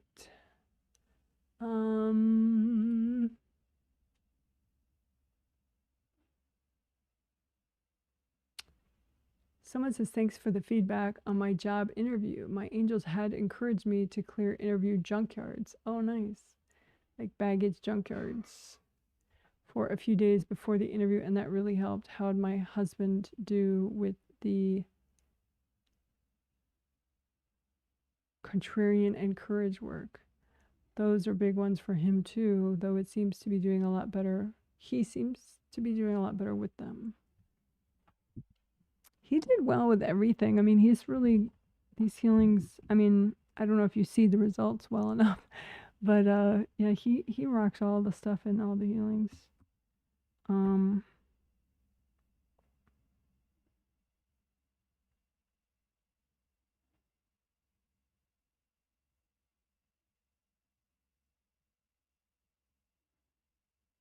The joint stuff helped him quite a bit.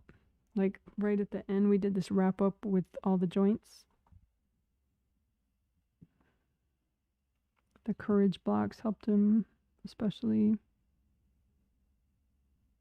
the focus detour stuff.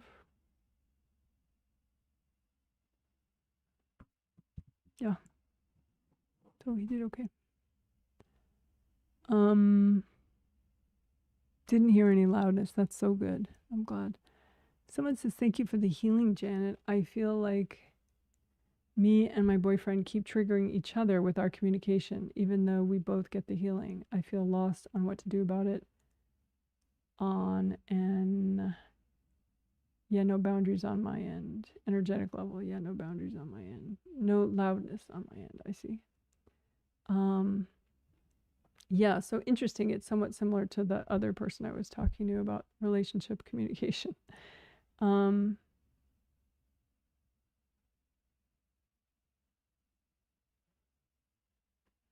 think the thing is you guys are very, maybe just subconsciously, but you're both very clairvoyant. So you kind of read each other more than each other is comfortable with. I think if you model park bench communication, then he would do it too and enjoy that as a more laid back way of interacting rather than like, okay, let me look into your eyeballs and your soul and read everything you're stuck on by bringing up topics to talk about, you know? So you maybe rewatch those videos about park bench communication and just, I mean, the nutshell is it's like as if you imagine you're on a park bench talking but you're also looking at, you know, a lake with ducks on it and some autumn leaves or whatever, you know, and so it's just like, it's just more of a diluted way of talking. So you're still sharing companionship and information, but it's like you're just kind of existing together as well, as opposed to like, you know, searching someone's soul as you talk to them, you know. Because I think with both of you, you don't really have enough privacy from each other. Not necessarily because you spend so much time together. It's more how you look at each other. It's not like that park bench style. So maybe if there were, you know, if you just got used to like even physically when you talk, just like look out the window or, you know how like when you're in a car ride and you talk to someone and you're both in the front seat, so you just sort of look outward and, you know, it tends to be less sort of soul searching, staring into all that you're stuck about kind of interaction. So anyway, hope that makes sense. But yeah, I mean, it's how you look at each other. You look too hard at each other. Like you need to just like be together, not, you know, soul search each other. Like don't be his therapist and don't have him try to be your therapist, you know? Just hang out. And I think that's maybe his tendency, but then he kind of matches you with the whole, soul searching, overly close reading of each other. And you tend to start it. So I think the good part about that is then you could, just through your own behavior, if you do park bench, then he'll be like, oh, thank God, and he'll do park bench too.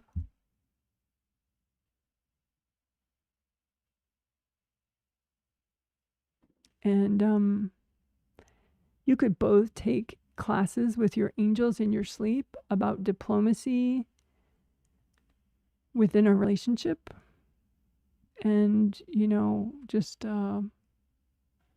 non-invasive companionship, where you just, what did I used to call that? Supportive solitude, I think is what I used to call it. Where like you're in the same house or maybe even the same room, but you're doing something and he's doing something different. But it's like there's a supportive vibe between you guys, but it's like you're not always focusing on each other. You had just have that companionship without the, over engagement.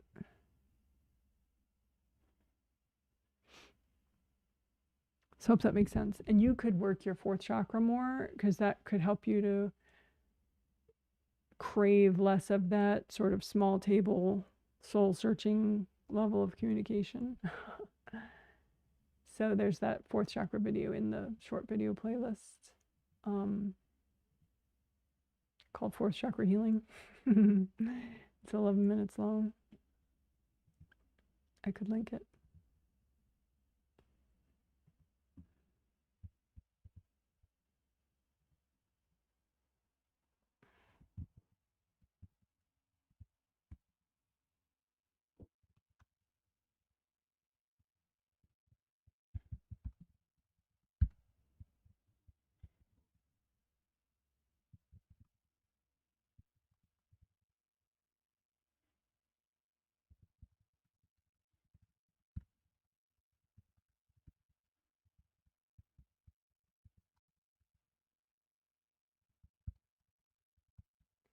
Okay, so then also for the people that haven't watched or don't know how to find my park bench communication videos, you just search, I wrote it out in the chat, you search Janet Wright Healing Park Bench Communication on YouTube, and there should be at least 2 videos that have it in the title. And you just can watch both and just kind of learn about the examples and stuff if what I said wasn't enough. Okay.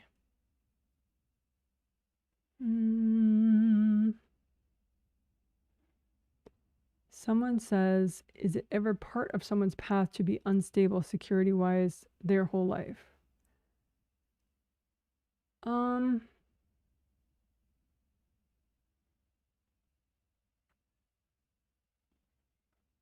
mean, it depends on what you mean by unstable security-wise.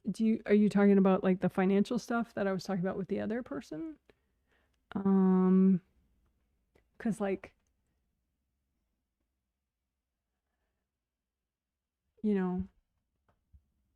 it means a different thing depending on what you mean. Security-wise, their whole life. So like, do you mean like in fear or not energetically safe? Usually it's part of their path to improve on, being more grounded, having their chakras repaired more often, being more present. I mean, maybe if, say, somebody like tortured other people, in a lifetime, and so they gave a lot of other people fear, then maybe they're repaying karma by having a lot of fear themselves. And really experiencing how serious that is, like how it really feels. Maybe they before, were more like they lacked empathy towards people and their situations and what they were going through, and so now they have to live through it themselves. So sometimes that could be it. They're repaying karma, but it's possible that maybe they had to live through that for like a year or a few years, but then they've repaid the karma. So now they can learn and evolve and not feel that fear, like have it minimized so then it doesn't dictate their quality of life anymore.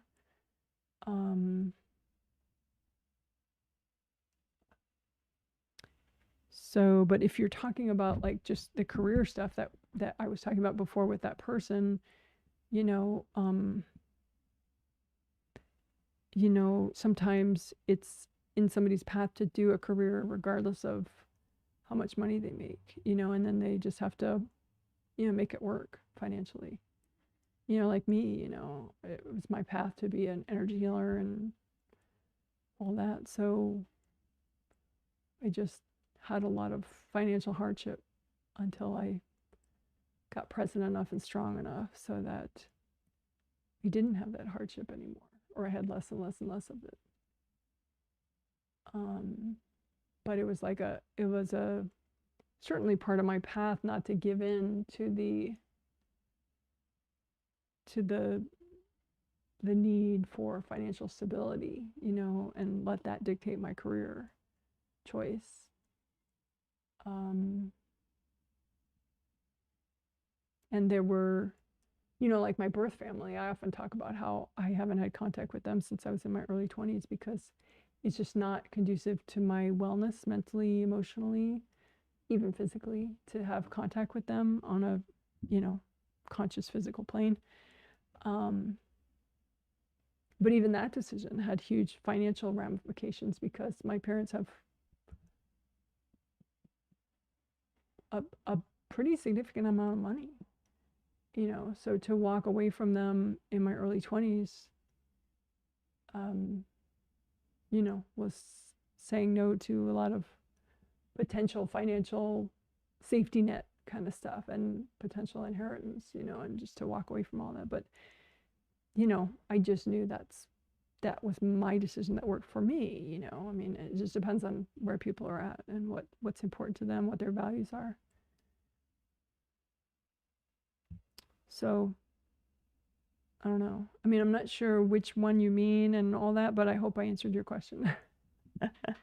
If not, you could post a follow-up question maybe, under the video later once you think about what your next thing you're asking about is or something. But hope it helps. Someone says, I have that book, LOL. Oh, talking about the Paul Pitchford Healing with Whole Foods. Yeah, I may have mentioned it to you before too.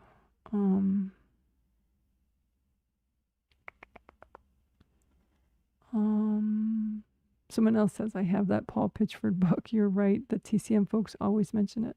Yeah, it's a good book.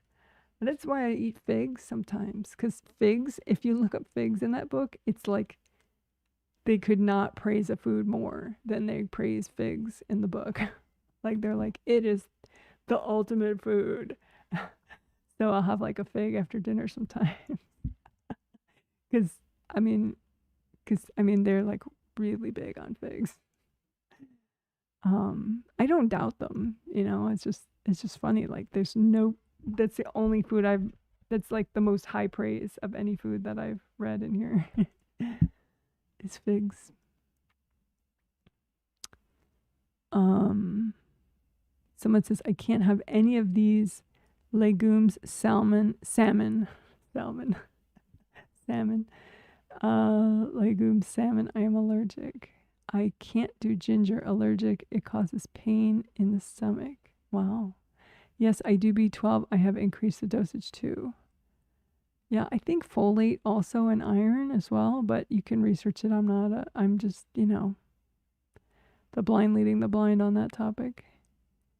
Someone says, thank you. You're welcome. My arms, thank you. Who was the YouTube with arms and legs again? I also appreciated the meridian clearing. Oh, good.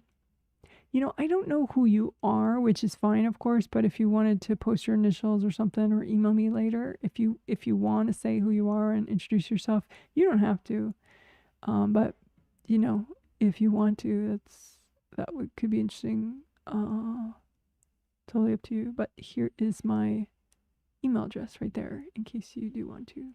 Janet@jwhealing.com.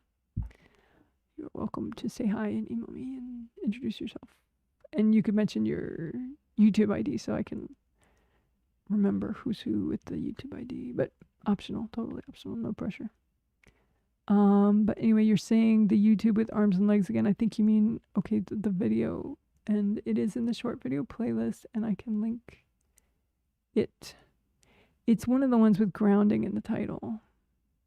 There are only like 3, I think, with grounding early in the title.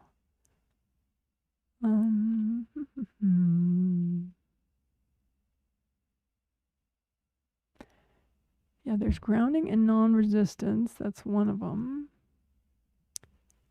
And then I think lower down, there it is. It's 7 minutes long, 7.5 minutes long. Grounding, repair energy leaks, legs, shoulders. So, and arms, 7 minutes is the title. So I'll link it in the chat. But it's in the short video playlist. And like I said, it's one of the ones with grounding early in the title. And it says grounding, repair energy leaks, blah, blah, blah. So, but I will link it right now.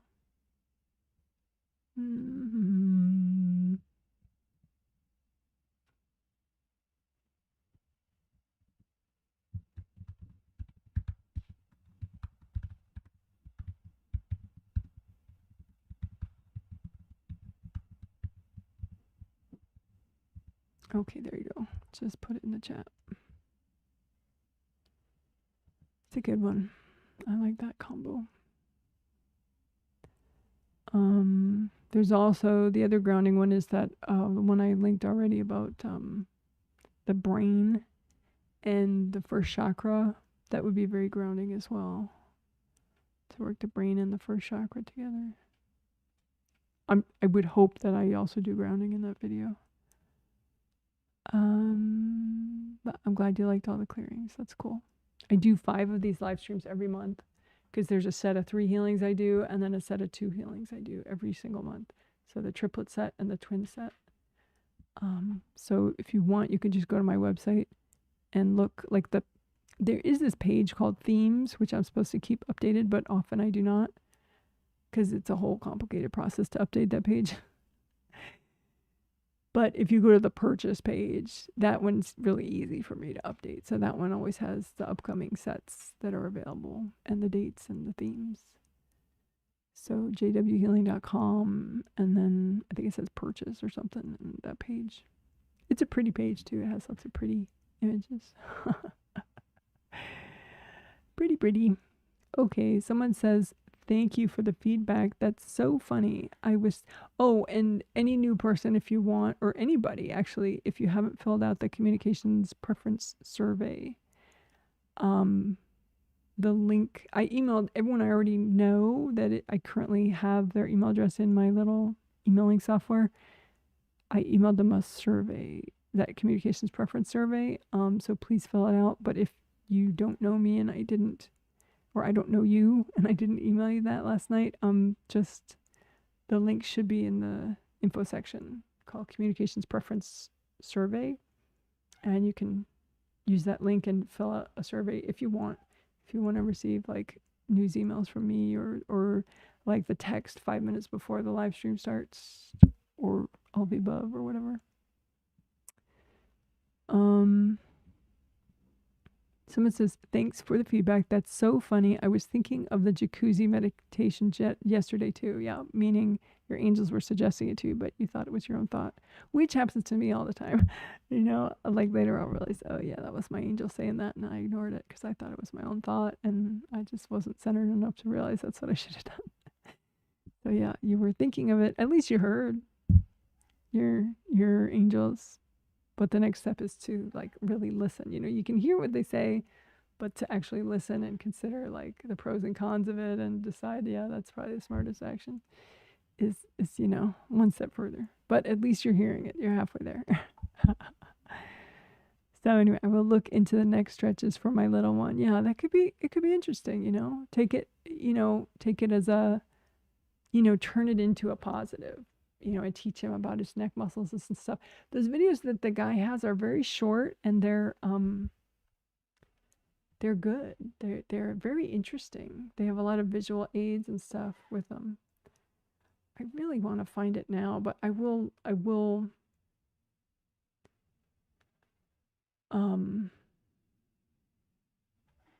link it later so you can find it later for sure in the chat section. The YouTube physical therapist guy. Someone says, that makes so much sense. Thank you, Janet. Do you still recommend asking the angels to clear planetary darkness? I mean, that's always a nice thing. I don't think that's why you guys are triggering each other, though. I think you guys have built up enough that your mom is not really messing with you guys. Because you guys are kind of used to it. And you're just like, you bat her out of the way when she tries to, you know, get in between you two.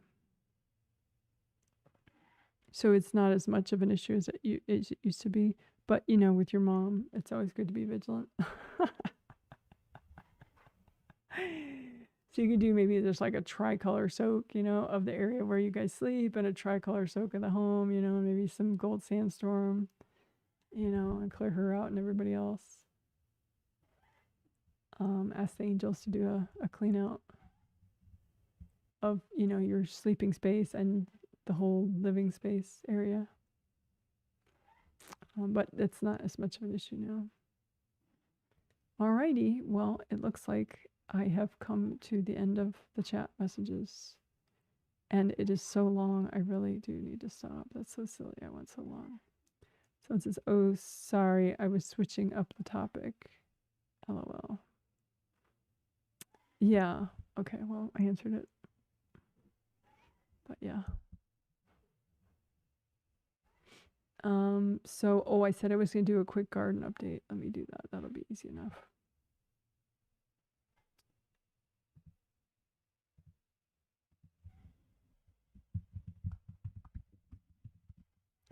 So I'm trying to remember for what reason I really wanted to do it, because there's so much I could talk about with the garden.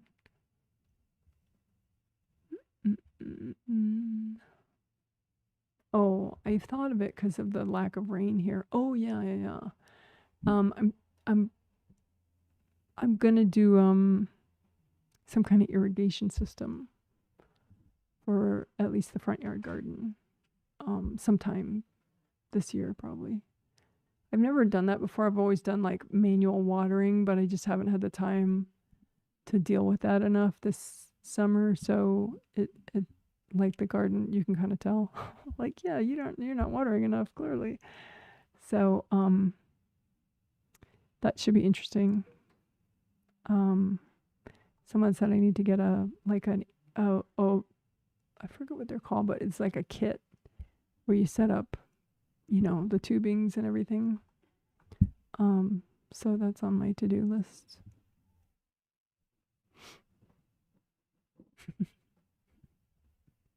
The issue is gardening is like one of those things where there's always like 25 things that you could be doing with gardening. So it's not great for my focus. There's like, you know, 25 things that are equally important. It seems like. So, but whatever. It's part of my learning. All right, guys. So I hope you have an awesome morning, afternoon, evening, whatever's next for you. And the next healing, the final group healing that I'll be doing this month is in 3 days on Sunday, the 23rd of August, 2026. All right, bye. You're so amazing. Oh, and I'm going to do one that I actually prefer, which is